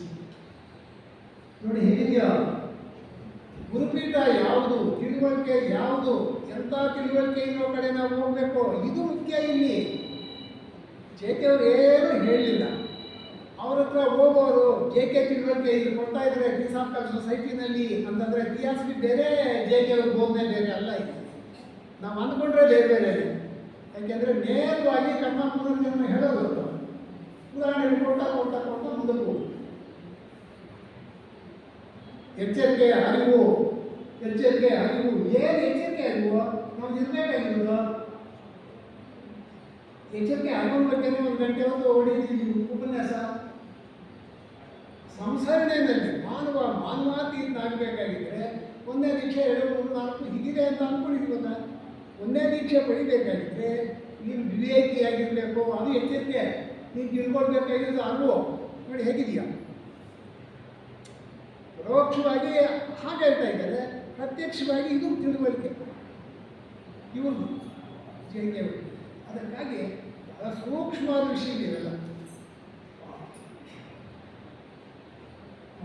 ಇದು ಕೊನೆಗೆ ಗೊತ್ತಾಗ ಒಂದು 2 ಹೇಳಿ ಮುಗಿಸ್ಬೇಡ. ಬಹಳಷ್ಟು ಪಾಯಿಂಟ್ಗಳು ಮನಸ್ಸಿನಲ್ಲಿ. ನೀವು ವಾರಣಾಸಿ ಅನೇಕ ಜನ ಗಮನಿಸಿದ್ದೀರಿ, ನೋಡಿದ್ದೀರಿ. ವಾರಣಾಸಿನ ಸಮೇತ ಇವು ಚೇತಿಯವರ ಮೂಲಕ ನಡೆಯುವಂಥ ಘಟನೆ ಹೇಳ್ತಾರೆ. ಒಂದು ಬೇರೆ ಬೇರೆ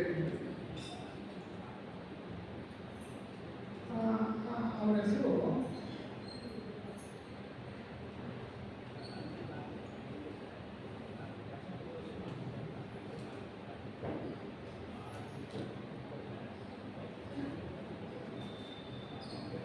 ತೋಟಗಾರಿಕೆ ಇಲಾಖೆಯಲ್ಲಿ ದೊಡ್ಡ ಆಫೀಸರ್ ಆಗಿದ್ದು, ರಿಟೈರ್ಡ್ ಆಗಿ JK ಫೌಂಡೇಶನಲ್ಲಿ ಕೆಲಸ ಮಾಡ್ತಾ ಇದ್ರು.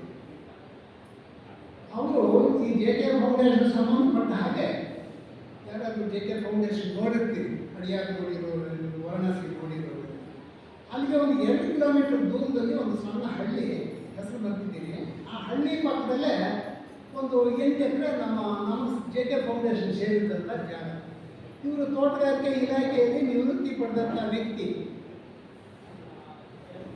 ಅವರಲ್ಲಿ ಮಾವಿನ ಮರಗಳನ್ನು ನೆಟ್ಟಿದ್ರು. 8 ಎಕರೆ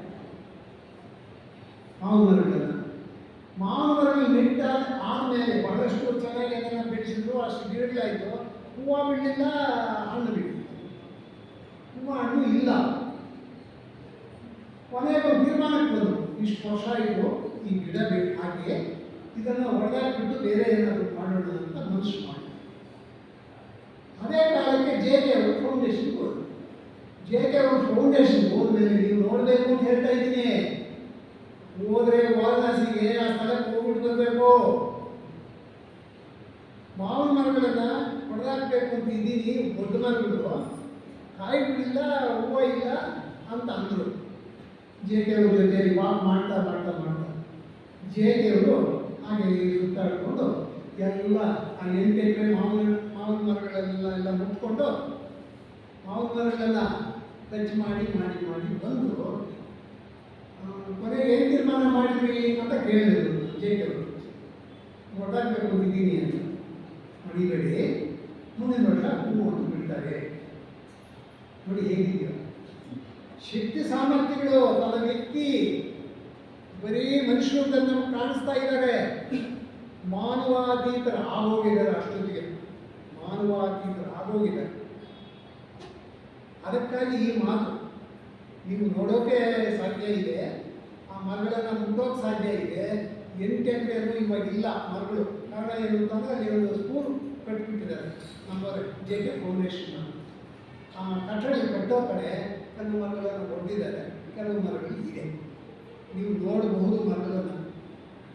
ಯಾಕೆ ಅಂದರೆ ಇವ್ರ ಶಕ್ತಿ ಸಾಮರ್ಥ್ಯಗಳು ಯಾವ ಹಂತದ್ದು ಅಂತ ನಾವು ಇದೀಗ ಹಾಕ್ಕೊಂಡಿದ್ದರಿಂದ. ಇನ್ನೊಂದು ಅಂಶ ಅವರು ಆ ದಿನಾನೇ ಹೇಳಿದರು ಅವ್ರಿಗೆ. ಇಲ್ಲಿ ಈ ಜಾಗದಲ್ಲಿ ಗೌತಮ ಬುದ್ಧರು ಕುಳಿತು ಧ್ಯಾನ ಮಾಡಿದ್ದಾರೆ ಅಂತ ಹೇಳಿ ಒಂದು ತ್ಯಾಗ ತೋರಿಸಿದರು. 2-3 ಜನ ನೋಡಿರ್ತಾರೆ ಅಂದ್ಕೊಂಡಿದ್ದೀನಿ. ಒಂದು ವೇಳೆ ನೋಡಿಲ್ಲ ಅಂದರೆ ಅದೆಲ್ಲ ಮಾವನವರಲ್ಲಿ ನೋಡ್ತೀವಿ. ಅದರ ಒಳಗೆ ಹೋಗದೇನೆ ಬುದ್ಧ ಸ್ಥಳ ಅಂತ ಹೇಳಿ ಅವರು ಒಂದು ರಚೆ ಕಟ್ಟಿದ್ದಾರೆ. ಬುದ್ಧ ಕೂತ್ಕೊಂಡು ಧ್ಯಾನ ಮಾಡಿದಂಥ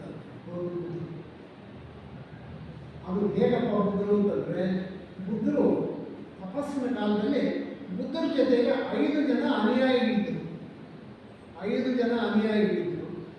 ಜನ ಅನುಯಾಯಿಗಳು ಒಂದು ಸಲ ಮೇಲೆ ಬೇಜಾರು ಪಡ್ಕೊಂಡು ಗೌತಮರ ಮೇಲೆ ಏನಪ್ಪ ಅಂತಂದರೆ ಒಂದು ತೀರ್ಮಾನ ಮಾಡಿರ್ತಾರೆ, ನಾವೇನಾದರೂ ಹೆಣ್ಣು ಟಚ್ ಮಾಡಿದರೆ ಸಂಸಾರಗಳಾಗೋಗ್ತೀವಿ, ಹೆಣ್ಣನ್ನು ಮುಟ್ಲೇಬಾರ್ದು ಅಂತ ಹೇಳಿ ತೀರ್ಮಾನ ಮಾಡಿಕೊಂಡು ಧ್ಯಾನದಲ್ಲಿ ಕೂತಿರ್ತಾರೆ. ಕೊನೆಗೆ 5 ಜನ ಸ್ವಲ್ಪ ಗಟ್ಟಿಮುಟ್ಟಾಗೆ ಇರ್ತಾರೆ, ಇವರು ಸ್ವಲ್ಪ ಆಹಾರ ಏನು ಇಲ್ಲದೆ ವೀಕ್ ಆಗಿಬಿಡ್ತಾರೆ, ಸ್ವರ್ಗದ ಶರೀರ. ಆ ಸ್ವರ್ಗ ಕಾಲದಲ್ಲಿ ಒಬ್ಬ ಹೆಣ್ಣು ಮಗಳು, ಹಸು ಮೇಯಿಸೋ ಹೆಣ್ಣು ಮಗಳು ಬಂದು ಗಮನಿಸ್ತಾರೆ, ಏನಪ್ಪ ಈ ವಯಸ್ಸಿನ ಸ್ವಾಮಿ ಹಿಂಗೆ ಸ್ವರ್ಗ್ತಾ ಇದ್ದಾರೆ, ಇವಾಗ ಸ್ವರ್ಗದಿಗೂ ಅಂತ ಕಾಣಿಸ್ತಾ ಇದ್ದಾರೆ ಅಂತ ಹೇಳಿ ಆ ಎಮ್ಮ ತಂದಿದ್ದಂಥ ವಿಶೇಷವಾಗಿದೆ, ಲೈಟ್ ಆಫ್ ಏಷ್ಯಾದಲ್ಲಿ ವಿಶೇಷವಾಗಿ ವರ್ಣನೆ ಇದೆ, ಅದೆಲ್ಲ ಬೇಕಾಗಿದೆ. ನಾನು ತಂದಿದ್ದಂಥ ಬುದ್ಧಿನ ಗೌತಮಿಗೆ ತಿಳಿಸ್ತಾರೆ. ಸ್ವಲ್ಪ ಬಿದ್ದಿರ್ತಾರಲ್ಲ, ಸ್ವಲ್ಪ ಎತ್ತಿ ಗೌತಮಿಗೆ ತಿಳಿಸ್ತಾರೆ. ಗೌತಮರು ಎಚ್ಚೆತ್ಕೊಂಡು ಆ ಹೆಣ್ಣು ಮುಟ್ಟಿರೋದು ಎಲ್ಲ ಗಮನಿಸಿದಂಥ ಅನುಯಾಯಿಗಳು, ನಮ್ಮ ಶಬ್ದ ಏನಿತ್ತು, ಹೆಣ್ಣಿನ ಮುಟ್ಟಲೇಬಾರದು ಅಂತ ಇತ್ತಲ್ಲ ಶಬ್ದ, ಇವರು ಮುಂದರು, ಅದಕ್ಕಾಗಿ ಒಂದು ಸವಾಸ ಬೇಡ ಅಂದರೆ ಅಲ್ಲಿಂದ ಬಿಟ್ಬಿಡ್ತಾರೆ ಜಾಗ. ನಾನು ಏನು ಜ್ಞಾನ ಪಡೆದೆ ಕೊನೇ ಕಾಲದಲ್ಲಿ, ಆ ಜ್ಞಾನವನ್ನು ನನ್ನ ಅನುಯಾಯಿಗಳಿಗೆ ತಿಳಿಸಬೇಕು ಅಂತ ಹೇಳಿ ಹುಡುಕೊಂಡು ಬರ್ತಾರೆ. ಈ ಸ್ಥಳಕ್ಕೂ ಆ ಸ್ಥಳಕ್ಕೂ 500-250 ಕಿಲೋಮೀಟರ್, 300 ಅಂತ ಅಂದ್ಕೊಳ್ಳೋಣ. ಬುದ್ಧ ಗಯಾಕ್ಕೂ ಈ ಕೃಷ್ಣ ಫೌಂಡೇಶನ್ ಬುದ್ಧ ಸ್ಥಳಕ್ಕೂ ಒಂದು 250 ಕಿಲೋಮೀಟರ್ ದೂರ ಹುಡ್ಕೊಂಡು ಬರ್ತಾರೆ. ಆಗಿನ ಕಾಲದಲ್ಲಿ ಬರೀ ಕಾಡ್ತಾನೆ, ಹುಡ್ಕೊಂಡು ಬಂದು ಅಲ್ಲಿ ಕೂತ್ಕೊಂಡು ಧ್ಯಾನ ಮಾಡ್ತಾರೆ ಸ್ವಲ್ಪ. ಕೊನೆಗೆ ತನ್ನ ಅನುಯಾಯಿಗಳು ಹುಡ್ಕೊಂಡು ಹೋಗ್ತಾರೆ. ಆಮೇಲೆ ಜಿಂಕೆ ವನದಲ್ಲಿ ಸಾರನಾಥ ಅಂತಾರೆ, ಇವಾಗ ಒಂದು ಜಿಂಕೆ ವನ ಅಂತ ಇತ್ತು, ಅಲ್ಲಿ ಸಿಗ್ತಾರೆ, ಅವರು ಉಪನ್ಯಾಸ ಕೊಡ್ತಾರೆ. ನಮಗೆ ಏನು ಅಲ್ಲಿ ಸಂದೇಶ ಸಿಕ್ತು ಅದು ನಾವು ತಲೆಗೆ ಹಾಕ್ತಾರೆ, ಅದು ಬೇರೆ ಮಾತಾಡ್ತೀವಿ. ಆ ಬುದ್ಧ ಸ್ಥಳವೂ ಸಮೇತ ನಾವು ನೋಡೋಕ್ಕಿದೆ, ಅದನ್ನು ಬುದ್ಧ ಸ್ಥಳ ಅಂತ ಹೇಳಿ ಹಿಂದಿನಲ್ಲಿ ಬಂದಿದೆ. ಮಾವನವರುಗಳನ್ನು ಮುಟ್ಬೋದು, ಬುದ್ಧ ಸ್ಥಳದಲ್ಲಿ ಕೂತ್ಕೊಳ್ಬೋದು ಅಥವಾ ಮುಟ್ಬೋದು. ನೋಡಿ, ದಯವಿಟ್ಟು ಯೋಚನೆ ಮಾಡಿ. ಇವತ್ತು ಅವ್ರು ಹುಟ್ಟಿದ ದಿನ ಇಂದ ಕೆಲವು ಅಂಶಗಳು, ಅವರ ಜೀವನದ ಕೆಲವು ಘಟನೆಗಳು, ಇನ್ನೂ ಅವರ ಲೆವೆಲ್ ನೋಡಿದ್ರೆ, ದೀರ್ಘಾವಧಿ ಯೋಚನೆಗಳು, ಶಕ್ತಿ ಸಾಮರ್ಥ್ಯಗಳು ನೋಡಿದರೆ, ಕೃಷ್ಣಮೂರ್ತಿ 100 years ಅನ್ನೋ ಬುಕ್ಕಲ್ಲಿ 100 ಇಲ್ಲ ಎಲ್ಲ ಒಂದಷ್ಟು ಮಾಹಿತಿ ಗೊತ್ತಾಗಿದ್ದೀನಿ. ನಮ್ಗೆ ಕೊಟ್ಟಿರೋ ಅವಧಿ ಮುಗಿತಾ ಇರೋದ್ರಿಂದ ಇಷ್ಟನ್ನು ಗಮನಿಸೋಣ. ಅನೆಕ್ಡೋಟ್ಸ್ ಅನ್ನೋ ಪುಸ್ತಕನ ಓದಿ, ಕೃಷ್ಣಮೂರ್ತಿ 100 years ಅನ್ನೋ ಪುಸ್ತಕ ಓದಿ, ದಯವಿಟ್ಟು ಓದಬೇಕಾಗಿರೋದು ಪುಸ್ತಕಗಳು. ಇಂಥ ಅನೇಕ ನಡವಳಿಕೆಗಳು ನಮ್ಮ ತಿಳುವಳಿಕೆಗೋಸ್ಕರ, ನಮ್ಮ ಬದಲಾವಣೆಗೋಸ್ಕರ ಅನೇಕ ಅಂಶಗಳು ನಮ್ಮ ಕಿವಿಗೆ, ನಮ್ಮ ಮನಸ್ಸಿಗೆ ಹೊಡಿತಾರೆ.